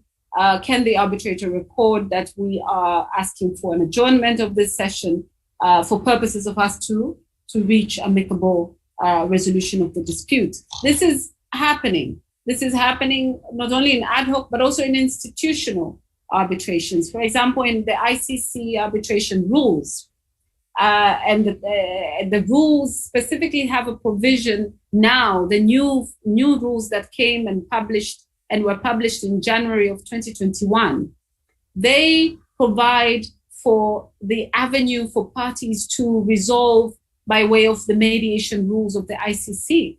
You see, even when the arbitration has already been instituted and lodged at the ICC, the rules still have that option for parties to embark on a mediation. And so, yes, there's many ways how parties can agree to divert from their plan, as long as there's consent, there's voluntary consent between them, that we seek now to amend our way of resolving our dispute and submit to a mediation under these rules, or under in our own efforts. Then it is doable. It is achievable, as long as there's the element of party participation, awareness of the fact that they've voluntarily gone into the process. Yeah. Hey, thank you so much. Thanks to our distinguished resource person, Ms. Madeline Kimi, for her excellent and elaborate discussion on the topic, and for advice to keep watch on new development in the field of climate change, digital economy, industrial revolution, cross-border, etc. We have been enlightened and learned a lot from her discussion. Now, since we are ahead of time and we have almost 1 hour time in hand, and our next resource person is ready, so we can move on to our next topic. The topic is opening statement of mediators, and this topic will be discussed by our resource person, Ms. Shawi Wan Mekhaporn. I think our resource person is here, so I humbly request her to begin her discussion. Ms. Shawi Wan Mekhaporn. Mister Pankaj sir, উনি উপস্থিত না, উনি যে ভিডিওটা পাঠিয়েছেন সেটাই show করানো হবে। কারণটা হচ্ছে বিকালবেলা যেহেতু আমাদের অ্যাডজয়েন করা হয়েছে। Oh, thank you, sir. She's not here, but she has sent a few slides. So may I now request our IT person, Mr. Jahan, to display her slides, please.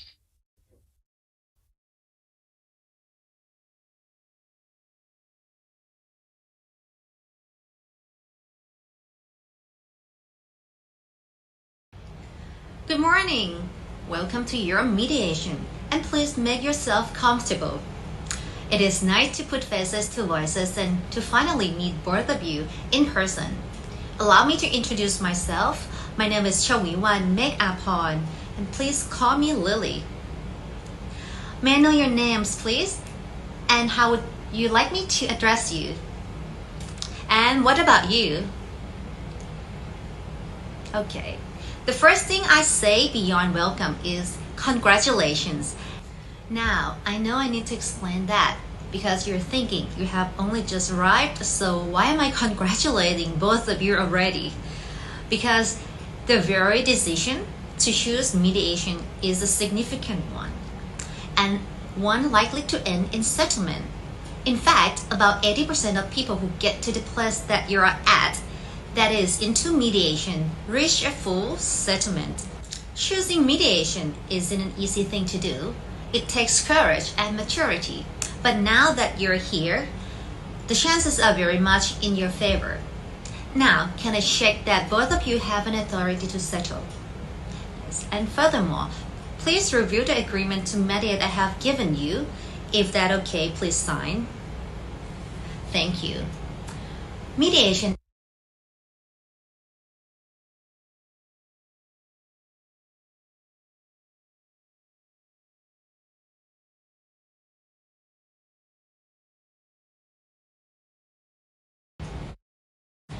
Mediation is a voluntary process. If you like any of the parties, this mediation cannot take place, The mediation will not binding until we reach the point of agreement. Now, I would like to walk you to a very crucial point, which is without prejudice. Without prejudice in this mediation context means any offers, concessions, or admissions made in this course of the mediation cannot be used if we don't settle. I will keep all that I hear in this mediation confidential and will not share any of it with anyone. I also request you to keep what is discussed confidential as well. Mediation is negotiation with the assistance of a neutral party, the mediator. I'm here to help you negotiate, and our goal is that both of you will finally come up with solution and reach settlement. Me as a mediator only assist you to reach that goal. I will not make any judgments, forming any views, or imposing a decision for you. In order for me to understand and be able to clarify issue, I may ask difficult questions. When it comes to those tough questions, I would need you to help me do your best in answering those questions. Before we are moving on to the next session, which is your own opening statement.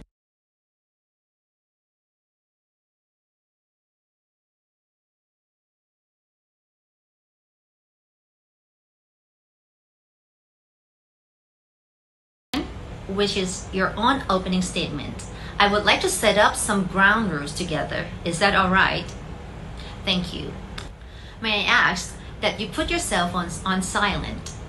Please allow one person to talk at a time. I understand that you may have questions or information to add, but please take notes while one person is talking, and I will make sure to listen to you when it is your turn. The key is do not interrupt when one person is talking. You think you can do that? Thank you. I will let each of you start your own opening statements. Then I will spend time with each of you individually in a private session. During this session, everything you share with me is confidential. I will not share to the other party unless I have your permission to do so. The private session may take many rounds. Please bear with me as our goal today is to reach the settlement. Do you have any questions? If no, I would like to continue with your opening statements. Who would like to begin first? Is it okay to let him speak first? Okay, thank you. Thank you. Mr. B, please start your opening statement.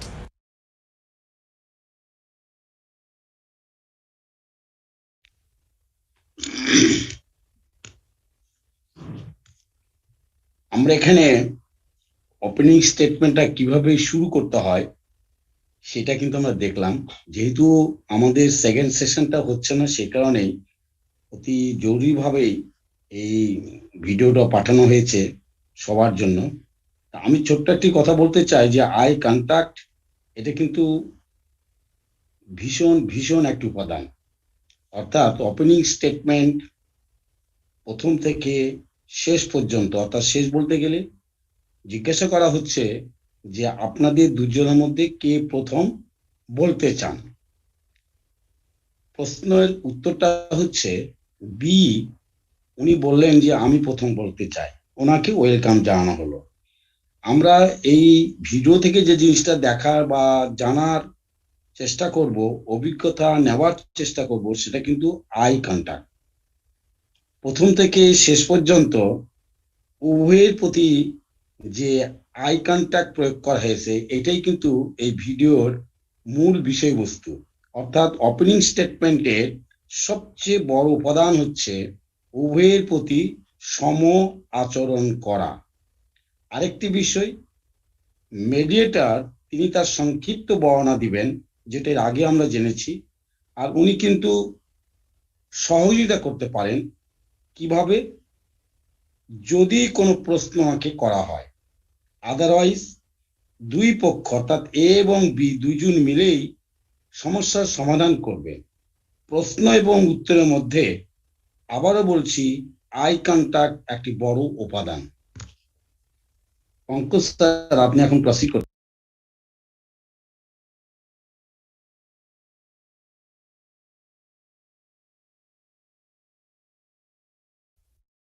এখন আমাদের তো সময় ছিল 12:30 পর্যন্ত। এখন 11:30। এটার উপর একটু আলোচনা করতে পারে, ওপেনিং হ্যাঁ হ্যাঁ স্টেটমেন্ট হ্যাঁ, আলোচনা করতে পারে স্যার। সেক্ষেত্রে কারো কোনো প্রশ্ন থাকলে করতে পারে। আপনি আছেন, আমাদের রেসপেক্টেড চিফ ট্রেনার মহোদয় আছেন, আপনারা সেগুলো ইয়ে করতে পারেন, বিশ্লেষণ করতে পারেন। প্লিজ আপনারা প্রশ্ন করতে পারেন। না, আচ্ছা, আমি একটা কথা বলতে চাচ্ছিলাম, ইফ আই মে। স্যার আপনি হ্যাঁ, বলেন। লর্ডশিপ। উনি দুই পক্ষকে সুযোগ দিলেন এবং মনে হচ্ছে যেন ডিফেন্স আগে বলতে রাজি হয়ে গেল এবং শুরু করে দিল। তো জেনারেলি আমি যেটা সাজেস্ট করতাম বা করব সেটা হচ্ছে যে আমরা তো এখানে একটা ডিসপিউট রিজলভ করার জন্য বসেছি, এবং ন্যাচারালি আমারও জানার দরকার এজ মিডিয়েটর যে পক্ষরা কি চাচ্ছে, এবং এটাও ন্যাচারাল আমি মনে করি, এবং প্রবাবলি যে জাজ হিসাবে যেটা আমাদের হ্যাবিট হয়ে গেছে সেটা হলো যে আগে ক্লেইমেন্টের বা প্লেন্টিফের বিষয়টা শোনা, যাতে করে আমরা আজ করতে পারি যে exactly what does he want, plaintiff বা ক্লেইমেন্টের চাহিদাটা কি।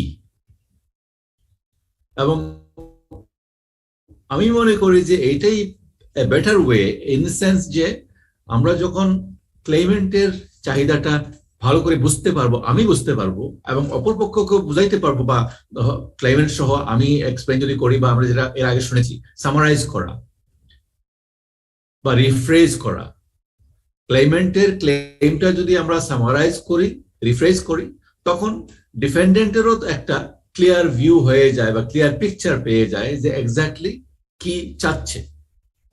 তখন তার ডিফেন্সটা দেওয়ারও একটা সহজ পথ বের হয়ে আসবে। নট অনলি দ্যাট, আর একটা কথা হলো যে তখন হয়তোবা সে তার ডিফেন্সের কিছু অংশ এখানের মধ্যেই মিটমাট হয়ে যাবে। যেমন অনেক সময় হয় না, প্লেন্টিফের প্লেন দেওয়ার পরে, ডিফেন্সের স্টেটমেন্ট দেওয়ার পরে দেখা যায় যে কিছু জায়গায় হয়তো মিল আছে বা নন ডিসপিউটেড আছে। তো আমি জানি না প্রেজেন্টার যেটা বললেন যে চয়েস দিলেন এবং ডিফেন্স আগে শুরু করলো, আমার কাছে যেন মনে হয় যে আগে প্লেন্টিফের বা ক্লেইমেন্টের কথাটা শোনার পরে ডিফেন্ডেন্ট বা রেসপন্ডেন্টের কথাটা শুনলে তখন বেটার হয়, আমি মনে করি পার্সোনালি। জানি না আপনাদের ভিউ কি, আপনারা আলাপ করতে পারেন। হ্যাঁ, লর্ডশিপ ভেরি মাচ কারেক্ট। তো এখানে কিন্তু যে বিষয়টা উনি দেখানোর চেষ্টা করেছেন, আই কন্টাক্ট, ইতিপূর্বেই ওনার বক্তব্যের মধ্যে আমরা পেয়েছি যে উভয়ের সঙ্গে কিন্তু আলোচনা হয়েছে। আলোচনা পর্ব যেটা, এটা আলোচনা পর্বের শুরুতেই উনি কিন্তু এগ্রিমেন্টের কথা বললেন না, আলোচনা শুরু করলেন, উভয় পক্ষের মতামত নিলেন এবং একটি প্রশ্ন থ্রো করলেন যে আপনারা যদি রাজি থাকেন তাহলে একটা এগ্রিমেন্টের সিগনেচার করতে পারেন। উভয় পক্ষই দেন বলেছিলেন হ্যাঁ আমরা রাজি আছি। সঙ্গে সঙ্গে উনি কিন্তু একটা কাগজ দিলেন। এগ্রিমেন্ট আলোচনা করার আগে তো কাগজ দেন নাই, আলোচনা করেছেন, করার পরে এগ্রিমেন্টে দুজন সই দিলেন।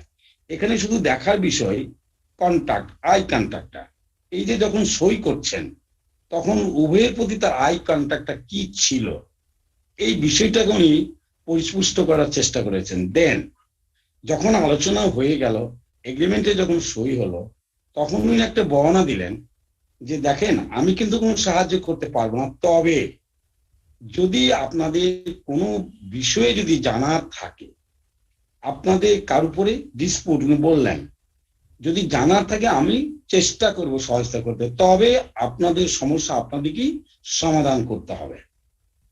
থার্ড, সেখানে কিন্তু একটা আই কন্ট্যাক্ট কিভাবে করলেন উনি, কিন্তু আই কন্ট্যাক্টে যখন এগ্রিমেন্টে সই হচ্ছে, যিনি সই করছেন তার বাইরে কিন্তু আই কন্ট্যাক্ট নিয়ে গেলেন, যিনি সই ওই মুহূর্তে করছেন না।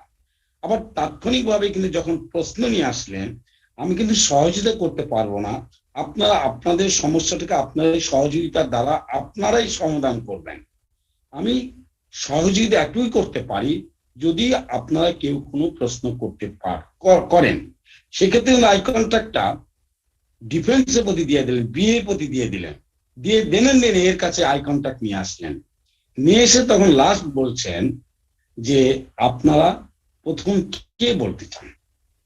হ্যাঁ, আমরা সাধারণত আমাদের অ্যাডভার্সারিয়াল প্রসেসে আমরা যেটা লক্ষ্য করে থাকি স্বাভাবিকভাবে প্ল্যান্টিং, কিন্তু এই কথাটা নিয়ে আমি আমার ক্ষুদ্র অভিজ্ঞতায় বলবো, ফিজিক্যালি আমরা কয়েকজন বসছিলাম যে এই যে ওপেনিং স্টেটমেন্টটা আইসিসি যে বিষয়টা আলোচনা হয়ে গিয়েছে নিশ্চয়ই আমরা সবাই জানি, সেখানে তো দুই পক্ষকে বসানো হয়। আনসিটালি একটা বৈঠকে বসে রিসার্চ পার্সন যিনারা, অম্বুডসম্যান যিনারা, গ্লোবাল মেডিয়েটর যিনারা, তাদের সাময়িক বলতে গেলে 10 ইয়ার্স এর অভিজ্ঞতাটা ওখানে ওনারা উপস্থাপন করলেন। তখন প্রশ্ন আসলো, আচ্ছা ওপেনিং স্টেটমেন্টে সবচেয়ে ভাইটালটা কি? এটা কিন্তু কথাটা আসতেছে এইভাবে যে কোনটি ভাইটাল। প্রশ্ন এসেছিল সেই সময় যে 1879 সালের সিপিসিতে প্রথম কিন্তু বলা হয়েছিল যে আমাদের কাছে প্ল্যান্ট রয়েছে, কমপ্লেন রয়েছে, আমরা সুযোগটা কি ডিফেন্সে দিতে পারি না? এক। দুই, একজন মৃত পথযাত্রী যে কোনো সময় মারা যেতে পারেন, উনি ডিফেন্সে সাক্ষী হতে পারেন, প্ল্যান্টিভে সাক্ষী হতে পারেন, কমপ্লেন্ট হতে পারেন, আমরা কি নিতে পারি না? এই বিষয়গুলো সার্বিকভাবে আলোচনা হলো। আলোচনা করে সিদ্ধান্ত হলো যখন অত্যন্ত জটিল একটি বিষয়ে মেডিয়েশনে আমরা যাব, আমরা আগেই আলোচনা করব, এগ্রিমেন্ট করার আগে আলোচনা করব। আলোচনা শেষ হবার পরেই ওপেন প্রশ্নটা তাদের কাছে থ্রো করা হবে, আবার আলোচনা হবে, হয়ে এগ্রিমেন্টে যখন স্বাক্ষর হবে তখন ওপেনলি জিজ্ঞেস করা হবে যে আপনারা প্রথম কে বলতে চান। সেখানে প্রথম থেকে শেষ পর্যন্ত আই কন্ট্যাক্টের মধ্য থেকে হিউম্যান সাইকোলজিস্ট একটি সাবজেক্ট মেডিসিন রয়েছে, যেটা ম্যাঙ্গালোরে পড়ানো হয়, প্রফেসর শাহিন এটা পড়ায় থাকেন। অর্থাৎ মেডিয়েশন আমরা যে 40 আওয়ার্সের ট্রেনিং এ যাচ্ছি লর্ডশিপ, সেটার কিন্তু খণ্ডিত একটি অংশ। এই মেডিয়েশনের আই কন্ট্যাক্ট আলোচনা করতে গিয়েই প্রথম আসতে হবে হিউম্যান সাইকোলজিস্ট কে প্রয়োগ করতে হবে। আর একজন গুড মেডিয়েটরকে হিউম্যান সাইকোলজিস্টের কিছু রিকোয়ারমেন্টস অর্জন করতে হবে। সেই তাগিদেই ওপেনিং স্টেটমেন্টের প্রথম requirement, important requirement eye contact. এখানে শুধুমাত্র লিলি দেখানোর চেষ্টা করেছে আমরা আই কন্ট্যাক্টটা কি ব্যবহার করব। আর সঙ্গে সঙ্গে লর্ডশিপ যেটা বলেছেন ভেরি মাচ কারেক্ট, আমরা প্ল্যান্টিভ বা কমপ্লেন্টকে দিয়ে শুরু করতে পারি, কিন্তু অনেক ক্ষেত্র রয়েছে আলোচনার শেষ পর্যায়ে এসেও কিন্তু ওপেনিং স্টেটমেন্টটা দাঁড়ায়। সেই ক্ষেত্রে যখন জিজ্ঞেস করা হয় কে বলবেন, আনসিটেল অ্যাপ্রুভ করেছে, yes it may be, but generally lordship যেটা বলেছেন অবশ্যই ওপেনিং স্টেটমেন্টটা বলবার পরে যিনি প্রথম বলবেন তিনি কিন্তু এ অর্থাৎ কমপ্লেনেন্ট বা প্ল্যান্টিভ তিনি বলবেন। কিন্তু অনেক ক্ষেত্র রয়েছে, সেই ক্ষেত্রে একটি ক্ষেত্র হচ্ছে অত্যন্ত জটিল একটি সমস্যা সমাধান যখন করতে যাওয়া হবে, অনেক আলোচনা পরে ওপেনিং স্টেটমেন্ট মেডিয়েটর শুরু করবেন। এই বিষয়টা উনি জানানোর চেষ্টা মাত্র করেছেন। আর একটা জিনিস আমরা তো জেনেছি যে মেডিয়েশনের নিজস্ব কোনো রুলস নাই, তবে কিছু রুলস আমরা ফলো করার চেষ্টা করি। সেটার মধ্যে একটা হচ্ছে অন্যতম আই কন্ট্যাক্ট লর্ডশিপ। এই আই কন্ট্যাক্টটা very important.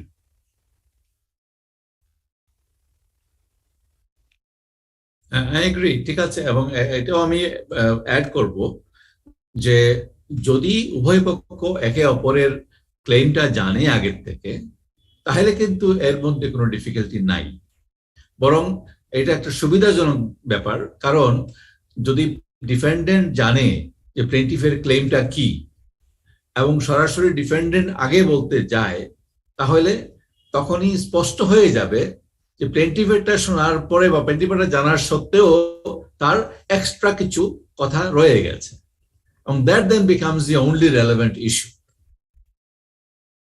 Correct lordship, very much correct.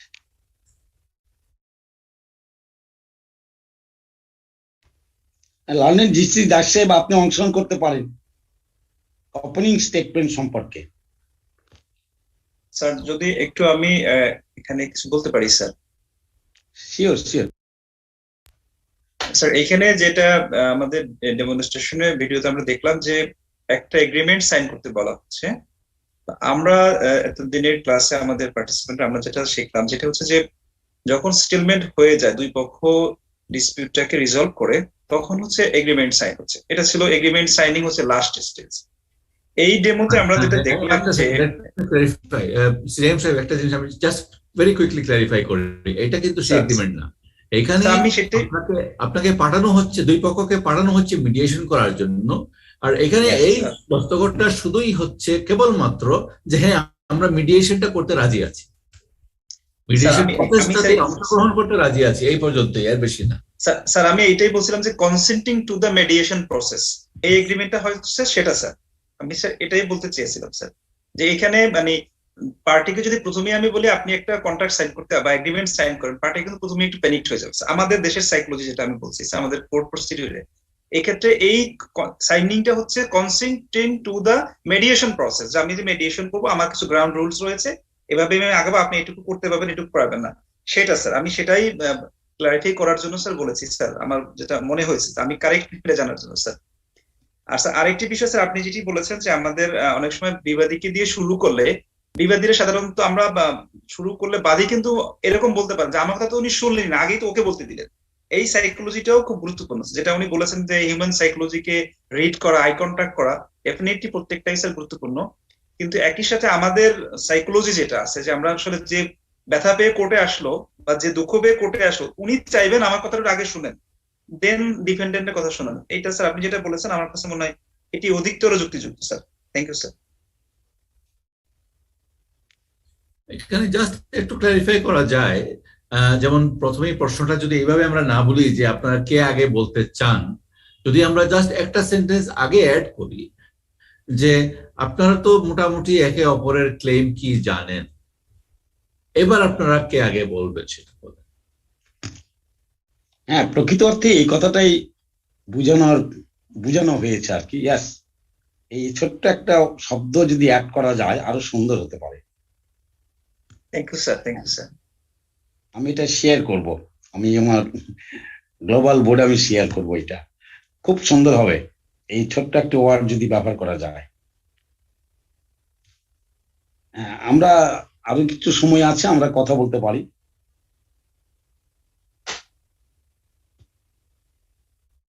Video কি 3টা ছিল নাকি 2টাই ছিল? 3টা। আচ্ছা, একটা তাহলে কি আরেকটু পরে দেখাবেন নাকি? না, দেখানো তো হয়ে গেছে 3টা স্যার। 3টাই দেখানো হইলো নাকি 2টা দেখানো হইলো? জাহান সাহেব স্যার 3টাই দেখানো হয়েছে। আচ্ছা, হ্যাঁ 3টাই দেখানো হয়েছে। এটা ছোট ছোট, এর জন্য খেয়াল করতে হ্যাঁ হ্যাঁ হ্যাঁ, ছোট ছোট। আমরা আরেকবার দেখতে পারি যে থার্ড ভিডিওটা, ভিডিও ক্লিপিংটা আরেকবার দেখতে পারি। জাহান সাহেব আপনি একটু সহায়তা করতে পারেন। স্যার আমি কি 3টায় আবার প্লে করব? হ্যাঁ 3টা প্লে করেন। হ্যাঁ, play. Okay sir.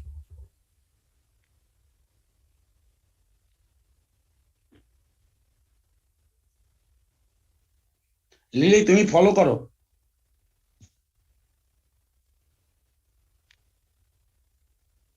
Lily, you may watch. Good morning.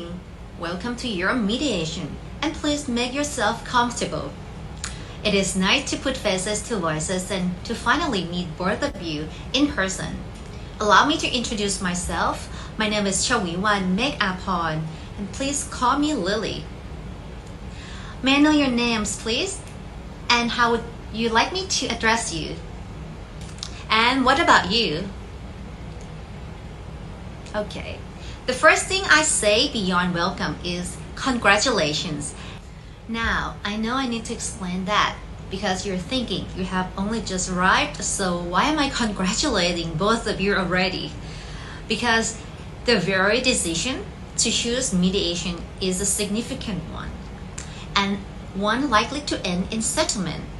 In fact, about 80% of people who get to the place that you're at, that is, into mediation, reach a full settlement. Choosing mediation isn't an easy thing to do. It takes courage and maturity. But now that you're here, the chances are very much in your favor. Now, can I check that both of you have an authority to settle? And furthermore, please review the agreement to mediate I have given you. If that okay, please sign. Thank you. Mediation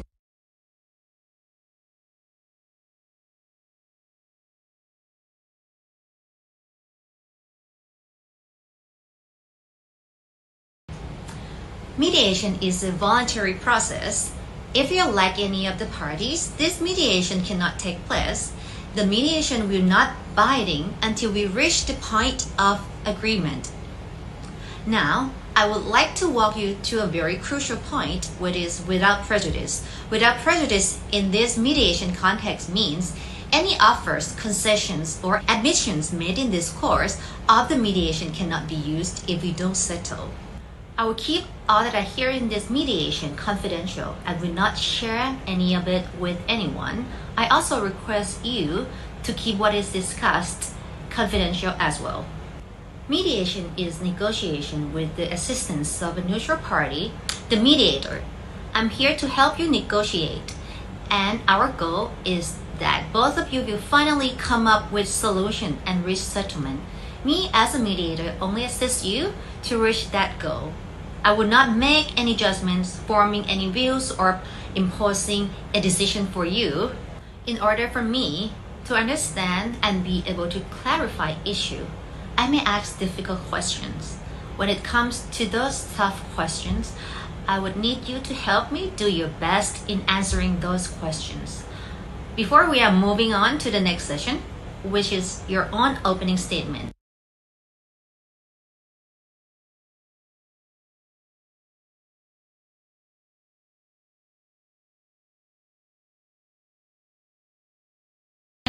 Which is your own opening statement. I would like to set up some ground rules together. Is that all right? Thank you. May I ask that you put your cell phones on silent? Please allow one person to talk at a time. I understand that you may have questions or information to add, but please take notes while one person is talking, and I will make sure to listen to you when it is your turn. The key is do not interrupt when one person is talking. You think you can do that? Thank you. I will let each of you start your own opening statements. Then I will spend time with each of you individually in a private session. During this session, everything you share with me is confidential. I will not share to the other party unless I have your permission to do so. The private session may take many rounds. Please bear with me as our goal today is to reach the settlement. Do you have any questions? If no, I would like to continue with your opening statements. Who would like to begin first? Is it okay to let him speak first? Okay, thank you. Thank you. Mr. B, please start your opening statement.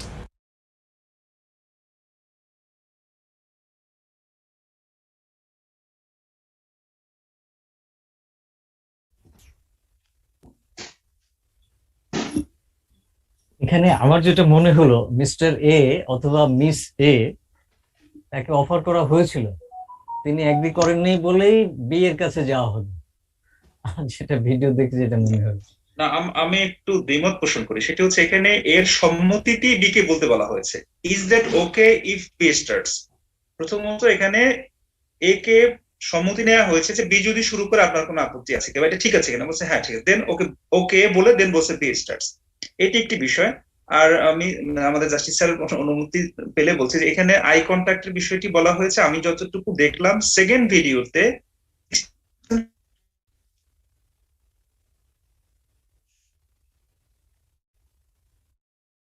করব, তো এখানে কিন্তু এর দিকে যে I কন্ট্যাক্টটা মানে সমানুপাতিক যে মনোযোগ, এইটা আমার কাছে মনে হয়েছে যে সেকেন্ড ভিডিওতে বিশেষ করে একটু যেন আই কন্ট্যাক্টটা ওদিকেই বেশি ছিল, যদি আমি ভুল না দেখে থাকি। আর স্যার ক্লারিফাই করতে পারবেন স্যার প্লিজ।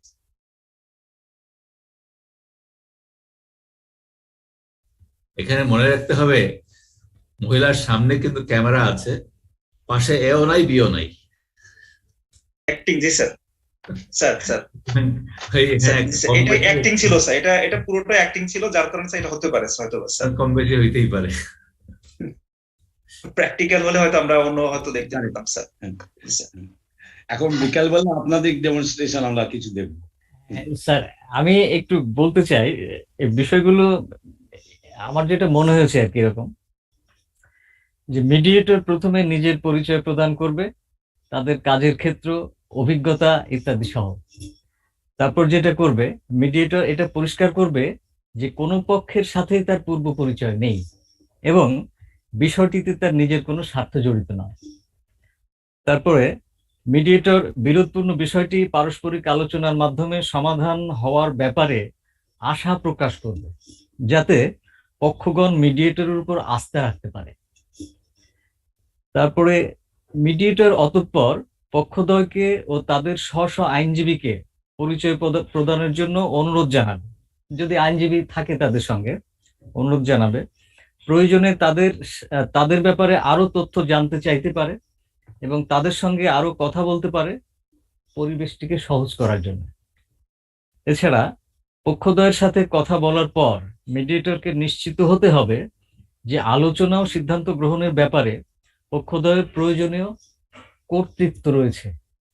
এখন আলোচনা হয়ে গেল, তারপর বললো যে না, আমি তো ডিসিশন নিতে পারবো না, আমি ডিসিশন নেওয়ার জন্য আমার উপরে আরো কর্তৃপক্ষ আছে বা কেউ আছে, গার্ডেন, এরকম।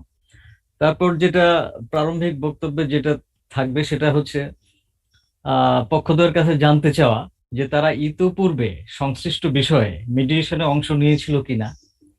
যদি অংশ নিয়ে থাকে তাহলে মিডিয়েশন সম্পর্কে তাদের কোনো ধারণা আছে কিনা, মিডিয়েশনের উপকারিতা, মিডিয়েশন প্রক্রিয়ার বিভিন্ন পর্যায় সম্পর্কে পক্ষদ্বয়ের কাছে জানতে চাওয়া, এই বিষয়গুলো মিডিয়েটর করবেন। তারপর মিডিয়েশন প্রক্রিয়ায় মিডিয়েটর এবং বিবাদমান পক্ষদ্বয়ের ভূমিকা সম্পর্কে পক্ষদ্বয়কে স্পষ্ট ধারণা দিতে হবে। তারপর মিডিয়েটর এটা পরিষ্কার করে বলে দেবেন যে চূড়ান্ত সিদ্ধান্তে পৌঁছানোর আগে, অর্থাৎ সমঝোতা পত্র স্বাক্ষরের পূর্বে স্ব স্ব পক্ষের স্বাধীনতা রয়েছে এবং তাদের আইনজীবীর কাছ থেকে আইনি মতামত গ্রহণ করার বা আইনজীবীকে দিয়ে সংস্থা বা সমঝোতা পত্রটি পরীক্ষা করানোর স্বাধীনতাও তাদের রয়েছে।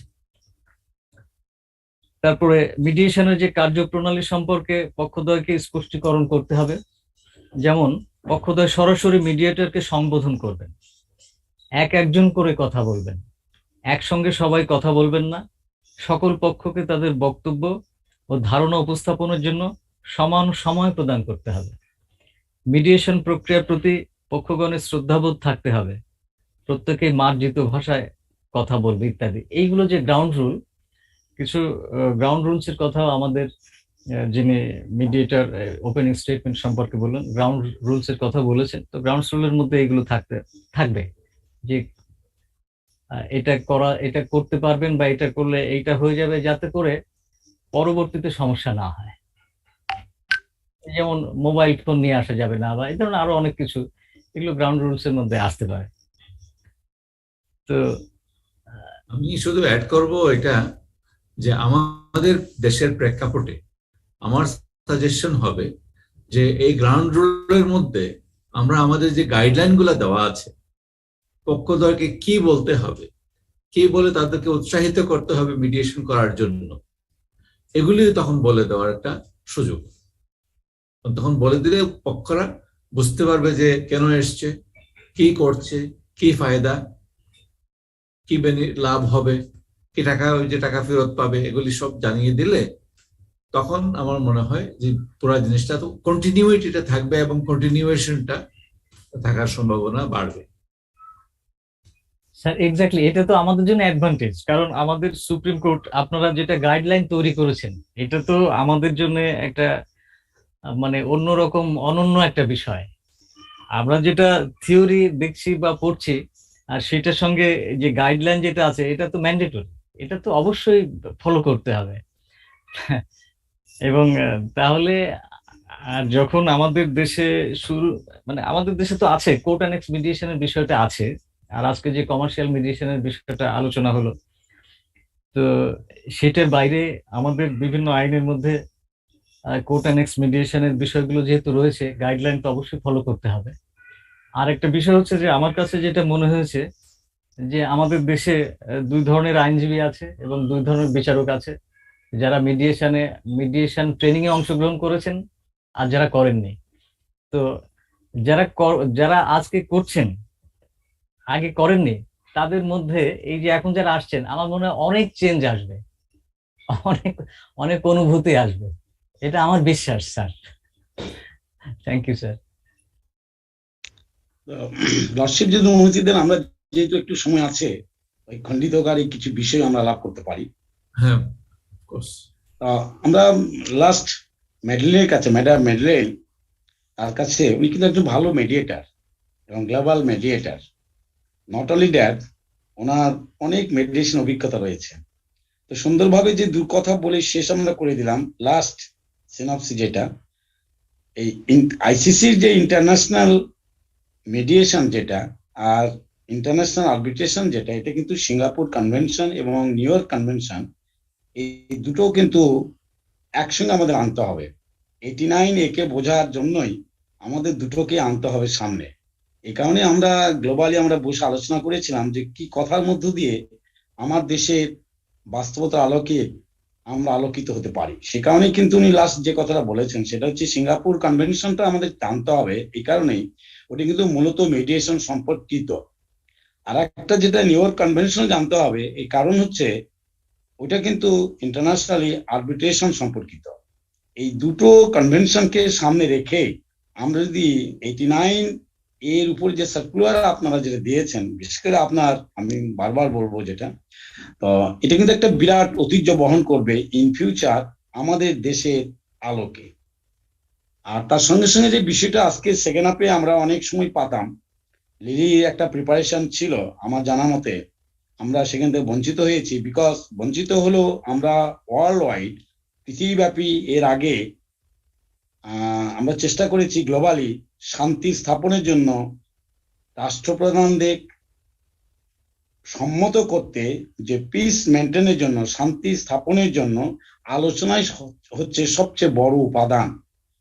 এখন যে যে যুদ্ধটা সমসাময়িক কালে আমরা লক্ষ্য করেছিলাম এবং এখন প্রত্যক্ষ করছি, যে এটা রাশিয়া ইউক্রেন, এটাকে সামনে রেখেই 29টি দেশ জাতিসংঘের সঙ্গে বসেছে। জাতিসংঘের সদস্যভুক্ত যে সমস্ত দেশ খণ্ডিত আকারে 15 জন করে গ্লোবাল মেডিয়েটর বৃন্দ তার আলোচনা করেছে। আলোচনা করে একটি মতে আসছে যে হ্যাঁ, পৃথিবীর প্রতিটি সদস্য রাষ্ট্র দেশকে আমরা আহ্বান করব অনতিবিলম্বে যাতে যুদ্ধ শেষ করা যায়। প্রাইমারি একটি প্রক্রিয়া ছিল, সেটা হচ্ছে 7 দিনের মাথায় এটা শেষ হতে হবে। আলোচনা করেন, কিন্তু যে কারণে হোক আলোচনা হলেই তো আলোচনা শেষ হয় না। আলোচনা হয়তো ব্যর্থ, আমি বলবো না, আমার জানা মতে ব্যর্থ না, অগ্রগতি রয়েছে। পরিশেষে সিদ্ধান্ত নিয়েছে যে আনসি ট্রায়ালের নেতৃত্বে 29টি দেশে, যে সমস্ত দেশে বিমস কাজ করছে, এই এরকম 29টি দেশের মেডিয়েটর বৃন্দ যিনা রয়েছেন তাদের নিয়েই আমরা একটা বিবৃতি দিব এবং বিবৃতির আলোকে যে বিষয়টা বলার আমরা চেষ্টা করব, শান্তি স্থাপনের জন্য ওই পক্ষকে ইমিডিয়েট যুদ্ধ বন্ধ করতে হবে। সে কারণেই আজকে কিন্তু সেকেন্ড হাফটাকে আমরা রাখতে চাই, এই কারণেই যে আমরা শুধু লোকালি আলোচনা করব, কিন্তু ইন্টারন্যাশনালি যারা আমাদের রিসোর্স পার্সন ট্রেনার, তিনারা অংশগ্রহণ করবেন না। সেই কারণে কিন্তু মূলত আজকে বিকালবেলা আমাদের ডোমেস্টিক লাইনে যারা ডেমনস্ট্রেশন করবেন তাদেরকে আমরা অ্যালাউ করেছি। এবং এমন 18টা দেশে কিন্তু আমাদের প্রশিক্ষণ চলছে জাজদের। ওই সমস্ত দেশেও কিন্তু হয়তো এখন রাত্রি একটা, যেমন ধরেন দক্ষিণ আমেরিকায় আমাদের একটা স্টেটে চলছে, বৈশিতে চলছে, এরকম 18টি দেশে চলছে, তারাও কিন্তু বন্ধ করেছে। আমরাও সে আলোকে কিন্তু আজকে বিকালে ইন্টারন্যাশনাল রিসোর্স পার্সন ট্রেনারদের দিয়ে আমাদের কোনো প্রশিক্ষণ চলবে না, তবে ডেমনস্ট্রেশনটা আমরা এগিয়ে নিতে চাই। এবং এটা আপনার অনুমতি সাপেক্ষে আমরা 2:30 থেকে 4:30 বা 5টা পর্যন্ত যারা আমরা ট্রেনি রয়েছি, আমরা কিন্তু আলোচনায় অংশ নিতে পারি।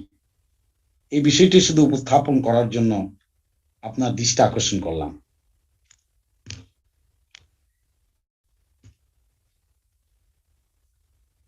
আমরা এখন অ্যাডভান্স শেষ করতে পারি অথবা আলোচনা কন্টিনিউ করতে পারি।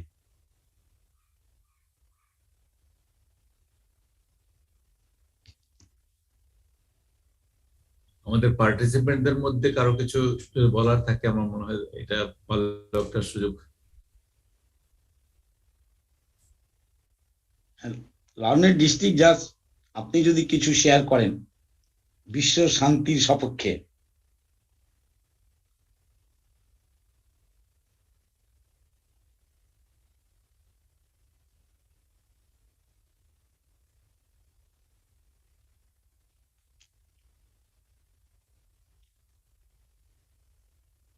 যদি শেয়ার না হয় আর কোনো কথাবার্তা, তাহলে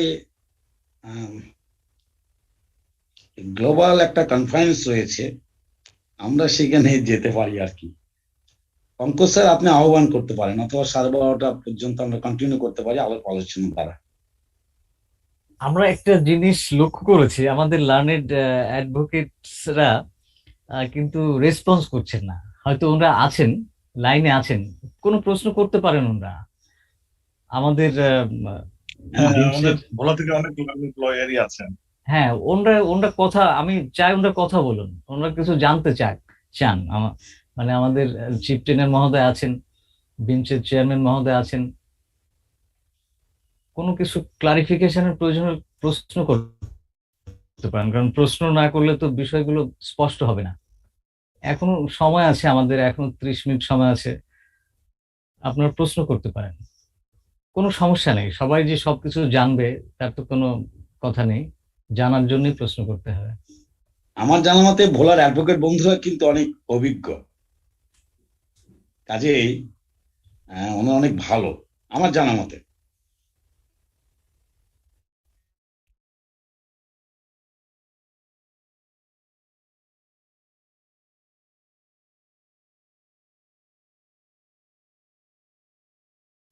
কারণ এই ট্রেনিংটা হয়ে গেলেই তো ওনারা অ্যাক্রেডিটেড মিডিয়েটর হয়ে যাবেন, তখন অনেক সমস্যা ওনাদেরকে সমাধান করতে হবে।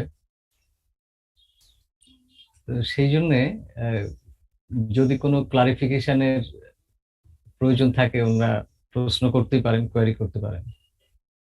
আচ্ছা, আমি কি একটু প্রশ্ন করতে পারি প্লিজ? আমি কোয়েশ্চেন আমি একটু ম্যাডাম, আপনি করতে পারেন। জি জি, আমি জানি এটা কি আমাকে উত্তর দিবে, যে মিস ম্যাডলিন কেমোজো বললেন যে সিঙ্গাপুর কনভেনশনটা আপনার হাইব্রিডটাকে ওনারা সাপোর্ট করেন না। এই হাইব্রিড বলতে উনি কি বুঝিয়েছেন? আমি সরি, এই হাইব্রিডটা আমি বুঝতে পারলাম না।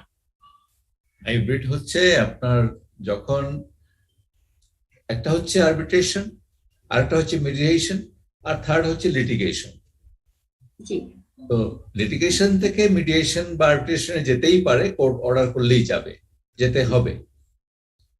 আর হাইব্রিডটা বলা হয় যখন আরবিট্রেশনের মধ্য থেকে মিডিয়েশনে পাঠানো হয় এবং মিডিয়েশনে যদি নিষ্পত্তি হয় ওটাকে হাইব্রিড বলা হয়। অথবা মিডিয়েশন থেকে যদি মিডিয়েশন না হয় আরবিট্রেশনে ফেরত যায় বা আরবিট্রেশনে চলে যায়, ওটাকেও হাইব্রিড বলা হয়। তার মানে দুইটাই চলছে।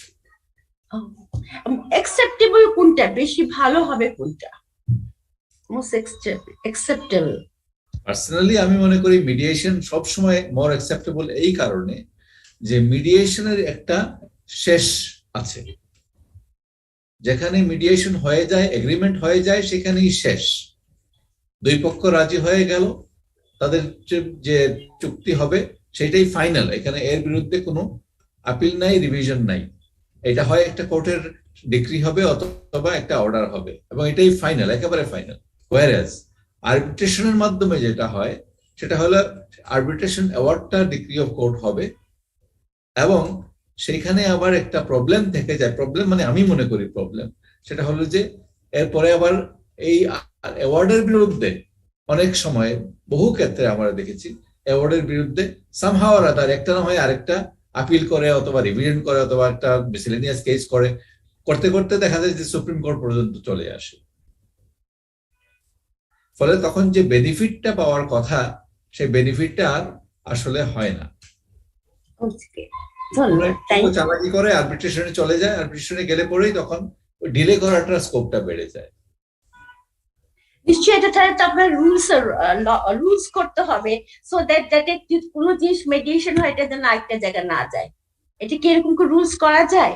কোনো এটা করা যাবে না এই কারণে যে এটা করতে গেলেই তখন আপনার মিডিয়েশনকে বাইন্ডিং করে ফেলতেছেন, মিডিয়েশন প্রসেসটাকে বাইন্ডিং করে ফেলতেছেন। Mediation process is never binding, it is voluntary. Mediation করে সিদ্ধান্ত সমাধান করতে পারেন, নাও করতে পারেন, it is up to you. যখনই আপনি বলবেন যে আরবিট্রেশন যেতে পারবেন না, তখন কিন্তু আপনি মিডিয়েশনটাকে বাইন্ডিং করে ফেলতেছেন। তো রুল করে এটা বলা যাবে না।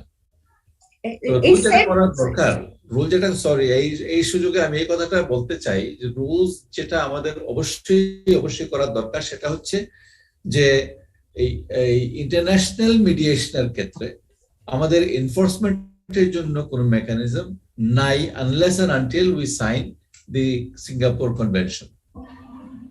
নিউ ইয়র্ক কনভেনশন আমরা সই করেছি নিশ্চয়ই, এবং নট অনলি দ্যাট, আমাদের যে আইন হয়েছে আরবিট্রেশন অ্যাক্টের মধ্যে ইন্টারন্যাশনাল আরবিট্রেশন অ্যাওয়ার্ড কিভাবে এনফোর্স করতে হবে সেটা আমাদের লর মধ্যে আছে, ইনকর্পোরেট করা হয়ে গেছে।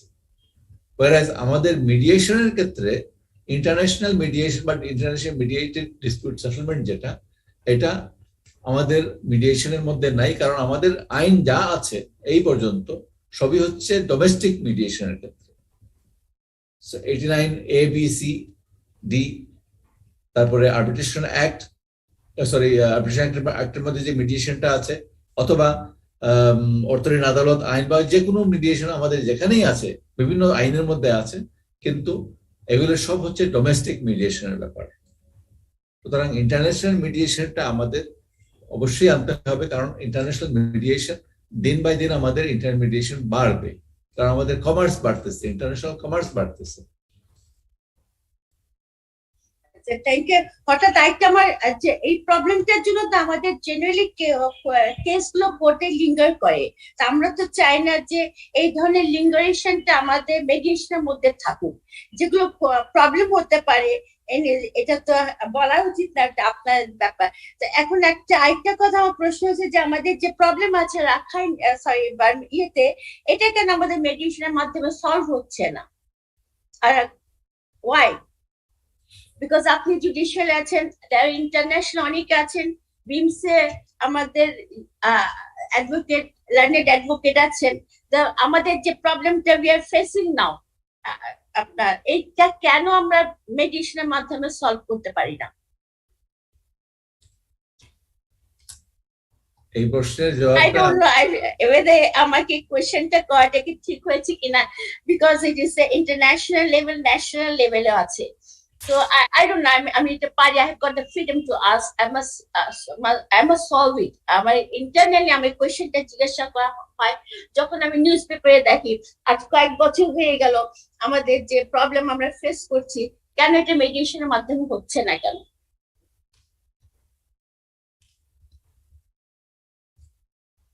If you please don't mind, আমি যদি করেও থাকে, please forgive me also. আমি প্রাইভেটলি সাজেশন দিয়েছিলাম দুই এক জায়গায়, তবে এখানে কিছু ইন্টারন্যাশনাল পলিটিক্স বোধহয় জড়িত আছে, ডিপ্লোমেসি জড়িত আছে, যার ফলে এই ব্যাপারে আমার বিশেষ করে বলা কিছু ঠিক হবে না। Okay, thank you.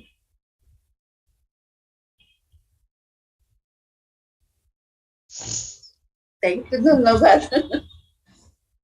আসসালামু আলাইকুম স্যার। জি বলেন। আসসালামু আলাইকুম, আমি আব্দুল আল হাসিব, সহকারী জজ ভোলা। আমার মেডিয়েশনের ব্যাপারে একটা ছিল, মানে জানার ব্যাপারে আর কি, মেডিয়েশনের ব্যাপারে। সেটা হচ্ছে যে স্যার কিছু করার সময় অনেক সময় দেখা যায় যে এক পক্ষ, যেমন বিশেষ করে বলতেছে যে যখন একটা ফ্যামিলি ডিসপিউট হয়, এক পক্ষ বলছে আমার মানে মোহরানাটা লাগবেই না, মানে পুরো তার রাইটটা, ওনার রাইটটা উনি ছেড়ে দিচ্ছে, যেহেতু মেডিয়েশনে কোনো জাস্টিফাই শুধু মেডিয়েশন, সো মোহরানা ছাড়া মোহরানা উনি নিবেই না, যদিও আমরা জানি যে মোহরানা ওনার অধিকার, তো আমরা কি বার সুযোগ আছে যে ওনাকে মহারানা আপনার পাওয়ার আপনার অধিকার আছে, এবার আপনি ছাড়লে ছাড়তে পারেন, না ছাড়লে ছাড়তে, এরকম কোনো সাজেশন কি দেওয়ার মানে সুযোগ আছে কিনা মিডিয়েটরের, বা এরকম কিছু বলার কোনো কিছু আমরা বলতে পারি কিনা, এটা হচ্ছে প্রথম কথা। দ্বিতীয় কথা হচ্ছে যে এমন কোন যদি তারা যদি এমন কোন শর্তে মিডিয়েশনে যে শর্তটা আমি দেখছি যে কোন একটা শর্ত বাংলাদেশের কোন একটা আইনকে ভায়োলেট করে, যেমন উনি যদি কোনো পক্ষ যদি এমন কোন শর্ত দেয় যে আইন ভঙ্গ হচ্ছে কিন্তু অন্য পক্ষ সেই শর্তটা আবার মেনে নিচ্ছে, তো এটা কি আমরা করতে পারবো কিনা, বা কতটুকু একজন মিডিয়েট করতে পারে, এই ব্যাপারে আমার জানার একটু আগ্রহ ছিল মিডিয়েশনে। কেউ যদি একটু কাইন্ডলি আমার আগ্রহ ইয়াটা ফিল আপ করতেন। থ্যাংক ইউ স্যার, আসসালামু আলাইকুম।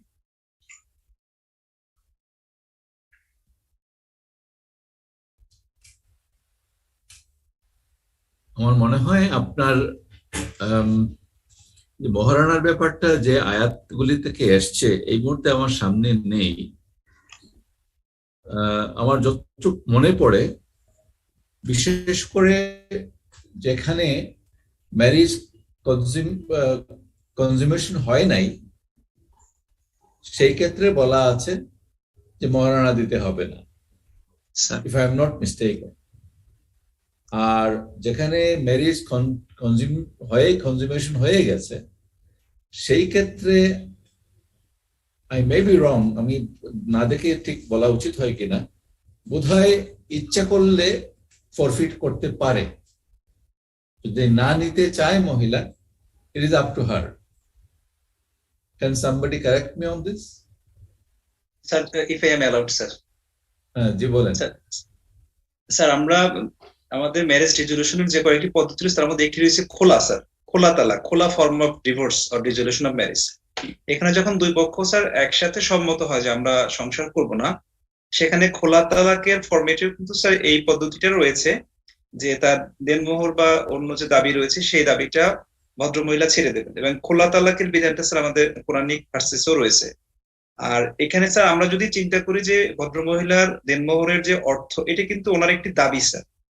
মেডিয়েশনে কোনো পক্ষ যদি তার দাবিকে ছেড়ে দেয়, ওনার জমি যদি উনি ছেড়ে দিতে পারেন যে ঠিক আছে আমি 5 একর লাগবে না, আমাকে 3 একর দিলেই চলবে, ঠিক আমাদের এই টাকাটাও কিন্তু একই রকম ভাবে যে আমার মোট দাবি ছিল ওনার কাছে 5 লাখ, আমার 2 লাখ লাগবে না। সুতরাং এটি আইনসঙ্গত একটি বিষয়, ওনার অধিকার উনি ছেড়ে দেওয়ার ক্ষেত্রে সম্পূর্ণ অধিকারী, এতে স্যার আইনের ব্যত্যয় নেই। আর আমাদের সহকারী দর্শক যিনি আর একটি বিষয় জানতে চেয়েছেন যে সেটার উত্তর স্যার আমি যদি অ্যালাউ করেন আমি দিই স্যার। সেটি হচ্ছিল যে কোন বাংলাদেশের প্রচলিত আইনের সাথে সাংঘর্ষিক কোন শর্তে দুই পক্ষ রাজি হলেও ওনারা সেই শর্তটি এগ্রিমেন্টের মধ্যে নিতে পারবেন কিনা। এক্ষেত্রে ওনাকে আমি মনে করিয়ে দিব যে আমাদের এই মেডিয়েশন সংক্রান্ত আইনের বিধানটি হচ্ছে যে আমাদের অর্ডার 23 যেখানে বলা আছে যে আমরা যেভাবে কম্প্রোমাইজ করি, সেখানে আমাদেরকে দেখতে হবে যে কম্প্রোমাইজের মধ্যে যে কন্ট্রাক্টের যে শর্তগুলো রয়েছে সেগুলো লফুল কিনা। যদি লফুল না হয় আমাদের কিন্তু দেখতে হয় যে কন্ট্রাক্টটা লফুল কিনা। যদি আনলফুল কোনো বিষয় থাকে, আইনের সাথে সাংঘর্ষিক থাকে, সেটি কিন্তু আপনি কম্প্রোমাইজও করতে পারবেন না। একইভাবে এই মেডিয়েশনের মধ্যেও যদি কোনো এমন শর্ত থাকে যেটা বাংলাদেশের প্রচলিত আইন বিরোধী, পক্ষ মেনে নেবে। যেমন ধরেন আমি একটু উদাহরণ দিয়ে আমাকে মাফ করবেন যে আমাদের 2টো বাচ্চা রয়েছে, বাচ্চা দুটোকে আমরা মেরে ফেলবো, আমরা যে যার পথে চলে যাবো, কেন টেক ইট? নো। সুতরাং আইনের বাইরে গিয়ে আপনি অ্যাকসেপ্ট করতে পারবেন না। আসিফ, যেটা আমি বললাম, আমি ভুলও হতে পারি, আমার মনে হয় আর একটু বলতে পারবেন। Thank you sir. আমি জাস্ট এটা আপনার কথাটা আই অ্যাকসেপ্ট, একটু জাস্ট ক্লারিফাই করব, আইনের বাইরে গিয়া বলবো না, আমি বলবো যে বেআইনি কিছু আমরা ইনকর্পোরেট করতে পারবো। স্যার স্যার আইনের বাইরে কিন্তু করতে পারেন, otherwise it is not illegal. Sir illegal sir, এইটাই হচ্ছে উত্তরটা। সাংঘর্ষিক কিছু করা যাবে না স্যার। আইনের আপনি যে বেআইনি কিছু করতে পারবেন না, এটা আপনি have given a very good example যে 2 বাচ্চা আছে, 2টাই মেরে ফেলে আমরা একেবারে শুদ্ধ হয়ে যাই, এটা আপনি পারবেন না, because killing someone is illegal. Sir আসসালামু আলাইকুম স্যার, আমি অ্যাডভোকেট নূর নবী ভোলা থেকে। জি বলেন স্যার, আমার জানার বিষয় 89 এ ধারা স্যার পেন্ডিং সুটের ক্ষেত্রে, এই ক্ষেত্রে দুই পক্ষের লয়ার এবং যিনি বিচারক থাকবেন, এই মিডিয়েটর নিয়োগের ক্ষেত্রে মুখ্য ভূমিকাটা পালনটা করবেন কে? কার উদ্যোগের প্রেক্ষিতে এই মিডিয়েটরটা নিয়োগ হবে? এবং সেটাতে দুই পক্ষের সম্মতির ভূমিকাটা কি কতদূর?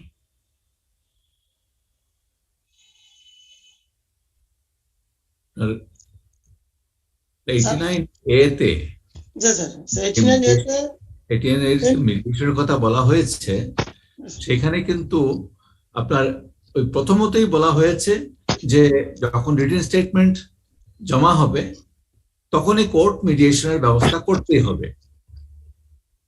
তবে এটার অর্থ এই না যে সাপোজ মিডিয়েশনে গেল, ফেরত আসলো, আমরা এটা কিন্তু এর আগেও বলেছি যে মিডিয়েশনে গিয়ে মিডিয়েশনের মাধ্যমে নিষ্পত্তি করতেই হবে এরকম কোনো বাধ্যবাধকতা আইনের মধ্যে নাই, বরং ঠিক ওটাটাই আছে, আপনি ইচ্ছা করলে চলে আসতে পারেন। সাপোজ চলে আসলেন, ট্রায়াল শুরু হইল, আমি বলবো যে এর অর্থ এই না যে ট্রায়াল শুরু হওয়ার পরে আবার কোর্ট ইচ্ছা করলে বা পক্ষরা ইচ্ছা করলে মিডিয়েশনে যেতে পারবে। যদি এমন দেখা যায় যে ট্রায়াল চলা অবস্থায় দুই পক্ষেরই একটা সম্মতি আছে মিডিয়েশনে যাওয়ার জন্য, তখন কিন্তু কোর্ট মিডিয়েশনে পাঠাইতে পারে। আমি সে বিষয়ে আমার জানার বিষয় স্যার যে মুখ্য ভূমিকাটা, অর্থাৎ এই যে একজন মিডিয়েটর নিয়োগ করবেন বা নিয়োগ দিবেন, সেই ক্ষেত্রে একজন একটা পক্ষ, এখানে দুই পক্ষের লয়ার দুইটা পার্টি আছে এবং বিচারক সাহেব জাজ সাহেব যিনি আছেন যে কোর্টে পেন্ডিং, সেই ক্ষেত্রে একজনকে তো উদ্যোগী হইতে হবে। সেক্ষেত্রে আইনে যেটা বলা আছে যে যিনি সংশ্লিষ্ট প্রিজাইডিং অফিসার আছেন ওনাকে মুখ্য ভূমিকা পালন করতে হবে, এটা ম্যান্ডেটরি। আমাকে তো এটা এক্সিকিউশনের ক্ষেত্রে আপনার এই সকল বিচারকদেরকে আরো সক্রিয় ভূমিকাটার বিষয়ে আপনার একটু গাইড দেওয়ার জন্য আমি একটু অনুরোধ করছি। মিডিয়েটর নিয়োগের ব্যাপারে আইনের মধ্যেই আছে, উভয় পক্ষ রাজি হইলে ওনাদের ইচ্ছা মতো মিডিয়েটর নিয়োগ করতে পারবেন। ওনারা রাজি হলে যে জজ সাহেব মামলা চালাচ্ছে ওনাকে দিয়ে মিডিয়েশন করতে পারবেন, অথবা লিগ্যাল এইড অফিসারকে দিয়ে চালাইতে পারবেন, অথবা মিডিয়েটর প্যানেল আছে, সেই প্যানেল থেকে যে কোনো একজনকে চুজ করতে পারবেন। এমনকি ওনারা ইচ্ছা করলে বাইরের থেকে যে কোনো একজনকে নিয়োগ দিতে পারবেন। ওনারা যদি সিদ্ধান্ত না নিতে পারেন তখন কোর্ট সেই সিদ্ধান্ত দিতে পারে এবং কোর্ট একজনকে নিয়োগ দিতে পারে। আমি বুঝতেছি, ভেরি মাচ ক্লিয়ার উত্তর, কিন্তু আমি যেটা বিষয় যে এই যে পাঁচটা পক্ষের ভিতরে তো একজনকে তো প্রথম বিষয়টা উপস্থাপন করতে হবে, সেই ভূমিকাটা কার দায়িত্ব? স্যার আমাকে যদি একটু সুযোগ দেন আমি ওনার প্রশ্নটার উত্তরটা দেওয়ার চেষ্টা করি। স্যার লার্নেট, আপনার প্রশ্নের প্রথম উত্তর হচ্ছে যে সংশ্লিষ্ট বিচারক স্যার যেটা বলেছেন রিটেন স্টেটমেন্ট দেওয়ার পরে বাধ্যতামূলক ভাবে পক্ষদেরকে বলবেন, এখন আমাদের সুপ্রিম কোর্টের সার্কুলার অনুযায়ী বাধ্যতামূলক উনি পক্ষদেরকে মেডিয়েশন প্রক্রিয়ার কথা বলবেন, মেডিয়েশন প্রক্রিয়ার সুফল এবং কিভাবে সেখান থেকে আপনি আপনার সম্মতির মাধ্যমে সিদ্ধান্ত আসতে পারে এবং আপনার ফেরত আসার অধিকার রয়েছে এই বিষয়টা বলবেন। 10 দিন আপনাদেরকে সময় দিবেন মেডিয়েটর ঠিক করার জন্য। 10 দিনের মধ্যে আপনারা ঠিক করতে না পারলে তখন স্যার যেটা বলেছেন আমাদের বিচারক নিজে হয় এটা লিগ্যাল এইড অফিসারের কাছে পাঠাবেন অথবা প্যানেলভুক্ত যে কোনো আইনজীবীর কাছে পাঠাবেন। এবং আপনি ঠিকই বলেছেন এই মেডিয়েশন প্রক্রিয়ায় পাঠানোর জন্য প্রথমবার পাঠানো আইনের বাধ্যবাধকতা, এবং স্যার যেটা বলেছেন পরবর্তীতে যে কোনো সময় যে কোনো পক্ষ যেতে পারে, একেবারে শেষ পর্যায়ে গিয়েও বলতে পারে আমরা মেডিয়েশন করব। প্রথমবার পাঠানো আইনের বাধ্যবাধকতা, দ্বিতীয়বার হচ্ছে পক্ষদের ইচ্ছা, এবং পাঠানোর ক্ষেত্রে সম্পূর্ণ দায় দায়িত্বই এই যে প্রক্রিয়া, এবং এটা এখন আইনগত শ্যাল, আমাদের শব্দটা ব্যবহার করা হচ্ছে শ্যাল, আবশ্যিকভাবে পাঠাতে হবে এবং ব্রিফও করতে হবে। এটা পুরো দায়িত্বই হচ্ছে সংশ্লিষ্ট বিচারকের। আপনি এটাই জানতে চান না? আমার কাছে মনে হচ্ছে পুরো দায়িত্বটা প্রাথমিকভাবে বিচারকের পাঠানো, তবে পক্ষ ঠিক করবে কাকে মেডিয়েটর তারা নিয়োগ করতে চায়। যদি তারা ঠিক করতে না পারে তাহলে প্যানেল থেকে বিচারক নিজে একজনকে বলবে যে উনি মেডিয়েটর। এটাই হচ্ছে আপনার, আমার কাছে মনে হচ্ছে আপনি যে থ্যাংক ইউ। আমি মোটামুটি এই প্রশ্নটার মানে ভেরি মাচ ক্লিয়ার।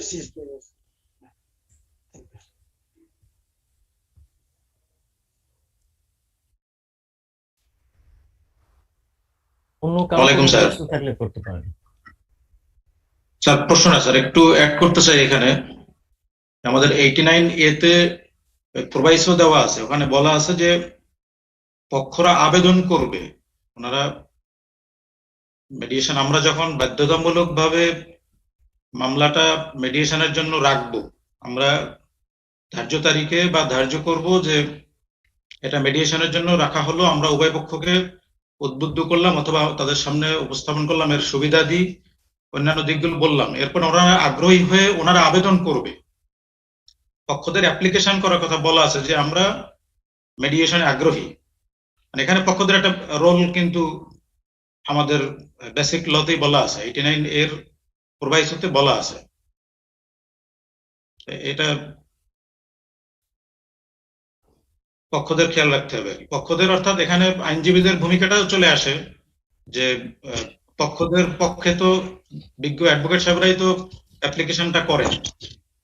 যখন আদালত মেডিয়েশনের সুবিধাটা উল্লেখ করে তাদের বোঝাতে সক্ষম হলেন এবং পক্ষরা প্রস্তুত হয়ে গেল মানসিকভাবে, প্রস্তুত হয়ে গেলে পক্ষদের পক্ষ থেকে বিজ্ঞ আইনজীবীর অ্যাপ্লিকেশন করে কোর্ট অবহিত করবে যে we are ready to mediation.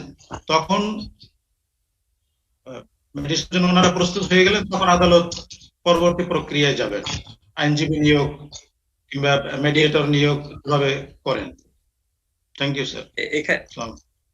Sir এখানে একটি বিষয় রয়েছে স্যার, যেটি আমার কাছে মনে হয়েছে একটু গ্রে এরিয়া স্যার, সেটি হচ্ছে যে মেডিয়েটর নিয়োগ প্রথমভাবে পক্ষদের জন্য 10 দিনের সময় ছিল, মেডিয়েটর নিয়োগ করলেন 10 ডেজ। তারপর যদি তারা না করেন দেন কোর্ট নিজেই একজন ঠিক করে দিবেন এবং 60 ডেজ সময় দিয়েছেন স্যার। এখানে 60 ডেজের মধ্যে যদি সম্ভব না হয় তাহলে স্যার আরো 30 ডেজ এক্সটেন্ড করতে পারেন। কিন্তু যদি স্যার 10 দিন বা 15 দিন পরে এসে দুই পক্ষই বলে যে না আমরা মেডিয়েশন করতে চাই না, আমরা সামনে বিচারে আগাতে চাই, সেক্ষেত্রে স্যার যে 60 ডেজ যে সময়টা দেওয়া হয়েছিল সেটিকে কার্টেল করে সামনে আগাতে পারবে কিনা স্যার, এই জায়গাটা এই আইনে স্পষ্ট নয় স্যার, এটা যদি একটু বলতেন স্যার। আমি জানতে চাচ্ছি মোহাম্মদ জাকারিয়া সাহেবের কাছ থেকে, আপনি কোন প্রোভাইজারটার কথা বলছেন?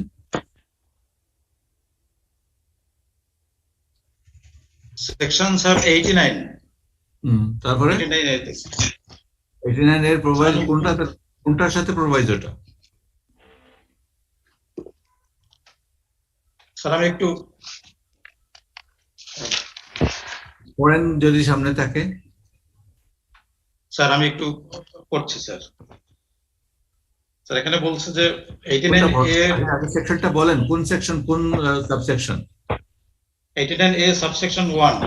হ্যাঁ স্যার এখানে আছে প্রোভাইডেড দ্যাট 89 এ সাবসেকশন 1 এর কোনো প্রোভাইজো নাই, শেষ হয়ে গেছে। স্যার স্যার স্যার এটা মেবি অ্যামেন্ডমেন্টের আগের প্রভিশনটা পড়ছেন, যেখানে আমরা স্যার আগে ছিলাম, যেখানে 2003 এর পরে যেটা ছিল স্যার 12 রাগ পর্যন্ত সেটা। জি স্যার। স্যার এখানে আরেকটি বিষয় স্যার ছিল, একটু যদি বলি স্যার, যে আমাদের 89 ই একটা সেকশন রয়েছে স্যার, যেখানে বলা ছিল যে গেজেট প্রজ্ঞাপন দ্বারা যে যে অঞ্চলে যেদিন থেকে এটি কার্যকর হবে সেদিন থেকে কার্যকর করা যাবে স্যার। এটা 16তে স্যার হয়েছে স্যার, এই জি স্যার 16তে হয়েছে স্যার, যার কারণে কিছুদিন গ্যাপ ছিল স্যার মাঝখানে স্যার। সুতরাং জাকারিয়া সাহেবের প্রসঙ্গ যেটা উঠেছেন আপনি, সেটা এখন আর বর্তমানে নেই।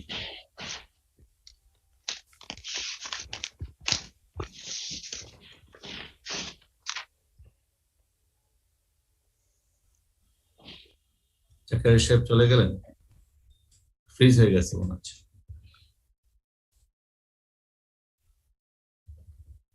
আসসালামু আলাইকুম স্যার।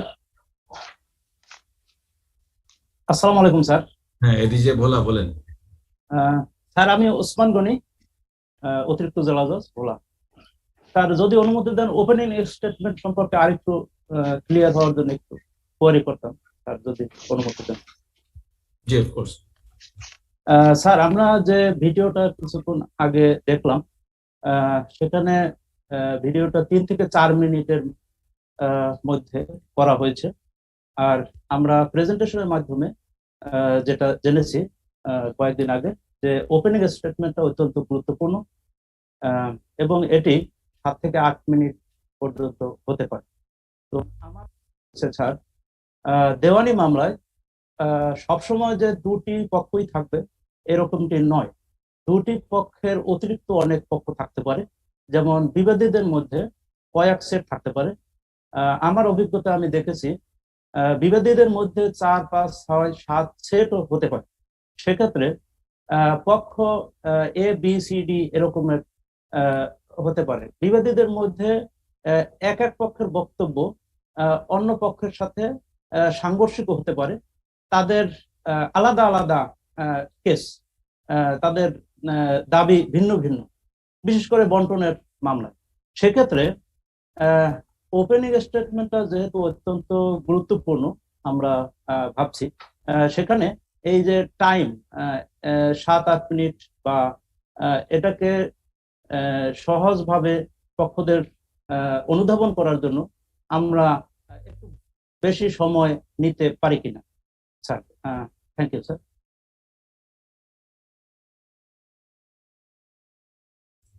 এই প্রসঙ্গে বোধহয় যখন প্রিয়াঙ্কা চক্রবর্তী, প্রিয়াঙ্কা না চক্রবর্তী আলাপ করছিলেন, হ্যাঁ, তো এই প্রশ্নটাই করা হয়েছিল যে বিশেষ করে যেখানে অনেক পার্টিশন সুটে কি করা যাবে। তো আমার ব্যক্তিগত মতামতটা আমি আপনাকে দিতে পারি, সেটা হচ্ছে যে আপনি যেটা বলছেন যে বিভিন্ন দল থাকতে পারে, বিভিন্ন গ্রুপ থাকতে পারে ডিফেন্ডেন্টের মধ্যে, এবং হ্যাঁ সাংঘর্ষিকও হইতে পারে, একে অপরের পরিপূরক হইতে পারে। তো সময় কতটুকু দেওয়া হবে?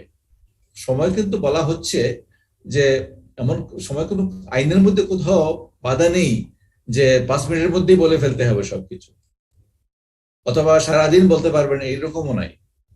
There must be a reasonable. This will depend totally on the mediator. He is in charge of the conduct of the whole proceeding. এখন যে কোনো একটা পক্ষ তার ক্লেমটা সামারাইজ করবে, ও সামারাইজ করতে যতটুকু সময় দেওয়া প্রয়োজন আমার মনে হয় ততটুকু দেওয়া যায়। তবে কিপিং ইন মাইন্ড যে এখানে এই সিভিল কোর্টের মতো মামলা চলছে না, এখানে একটা মধ্যস্থতা মীমাংসার ব্যাপার হচ্ছে, এবং সেখানে অল্প কথায় আপনার যদি কিছু বলার থাকে, আপনার যে ক্লেমটা আছে, দাবিটা আছে, সেটা আপনি বলে ফেলুন। এবং হ্যাঁ, ডিফেন্ডেন্ট ভিন্ন গ্রুপের যদি হয় অবশ্যই আমার মনে হয় প্রত্যেকেই সুযোগ দিতে হবে, বিশেষ করে যেখানে সাংঘর্ষিক আছে ক্লেম। আসসালামু আলাইকুম স্যার। স্যার আমার একটু এই প্রসঙ্গে স্যার একটু বক্তব্য বলেই, ওপেনিংটা তো স্যার যিনি যাকে মিডিয়েটর নিয়োগ করবেন উনি তো স্যার ওপেনিং করবেন স্যার, উনি দুই পক্ষকে স্যাটিসফ্যাকশন করার জন্য না। ওপেনিংটা হচ্ছে যে মিডিয়েটর একটা সুযোগ দিবেন পক্ষদ্বয়কে বা পক্ষদেরকে ওনাদের ক্লেমটা কি বলার জন্য সংক্ষেপে। সেটার সাথে আমি একমত স্যার।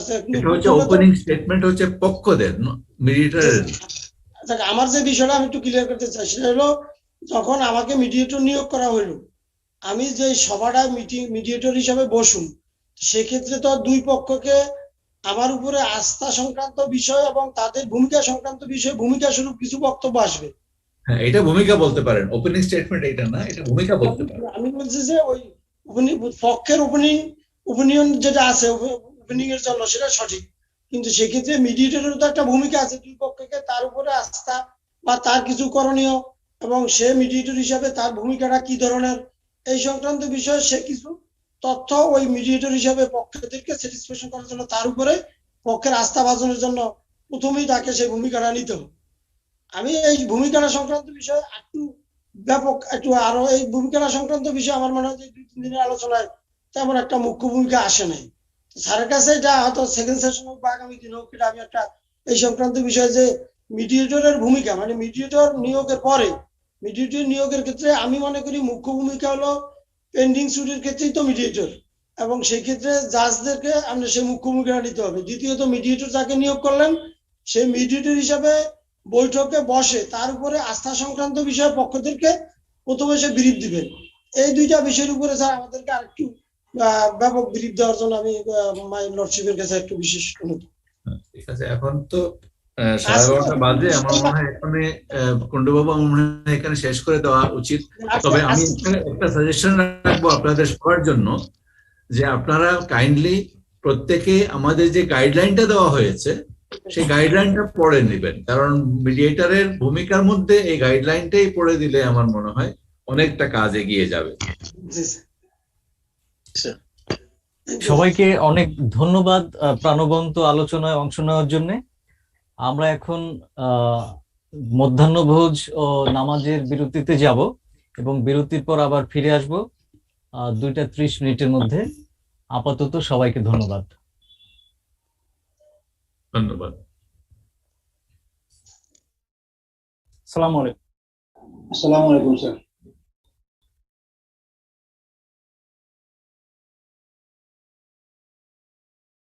আসসালামু আলাইকুম।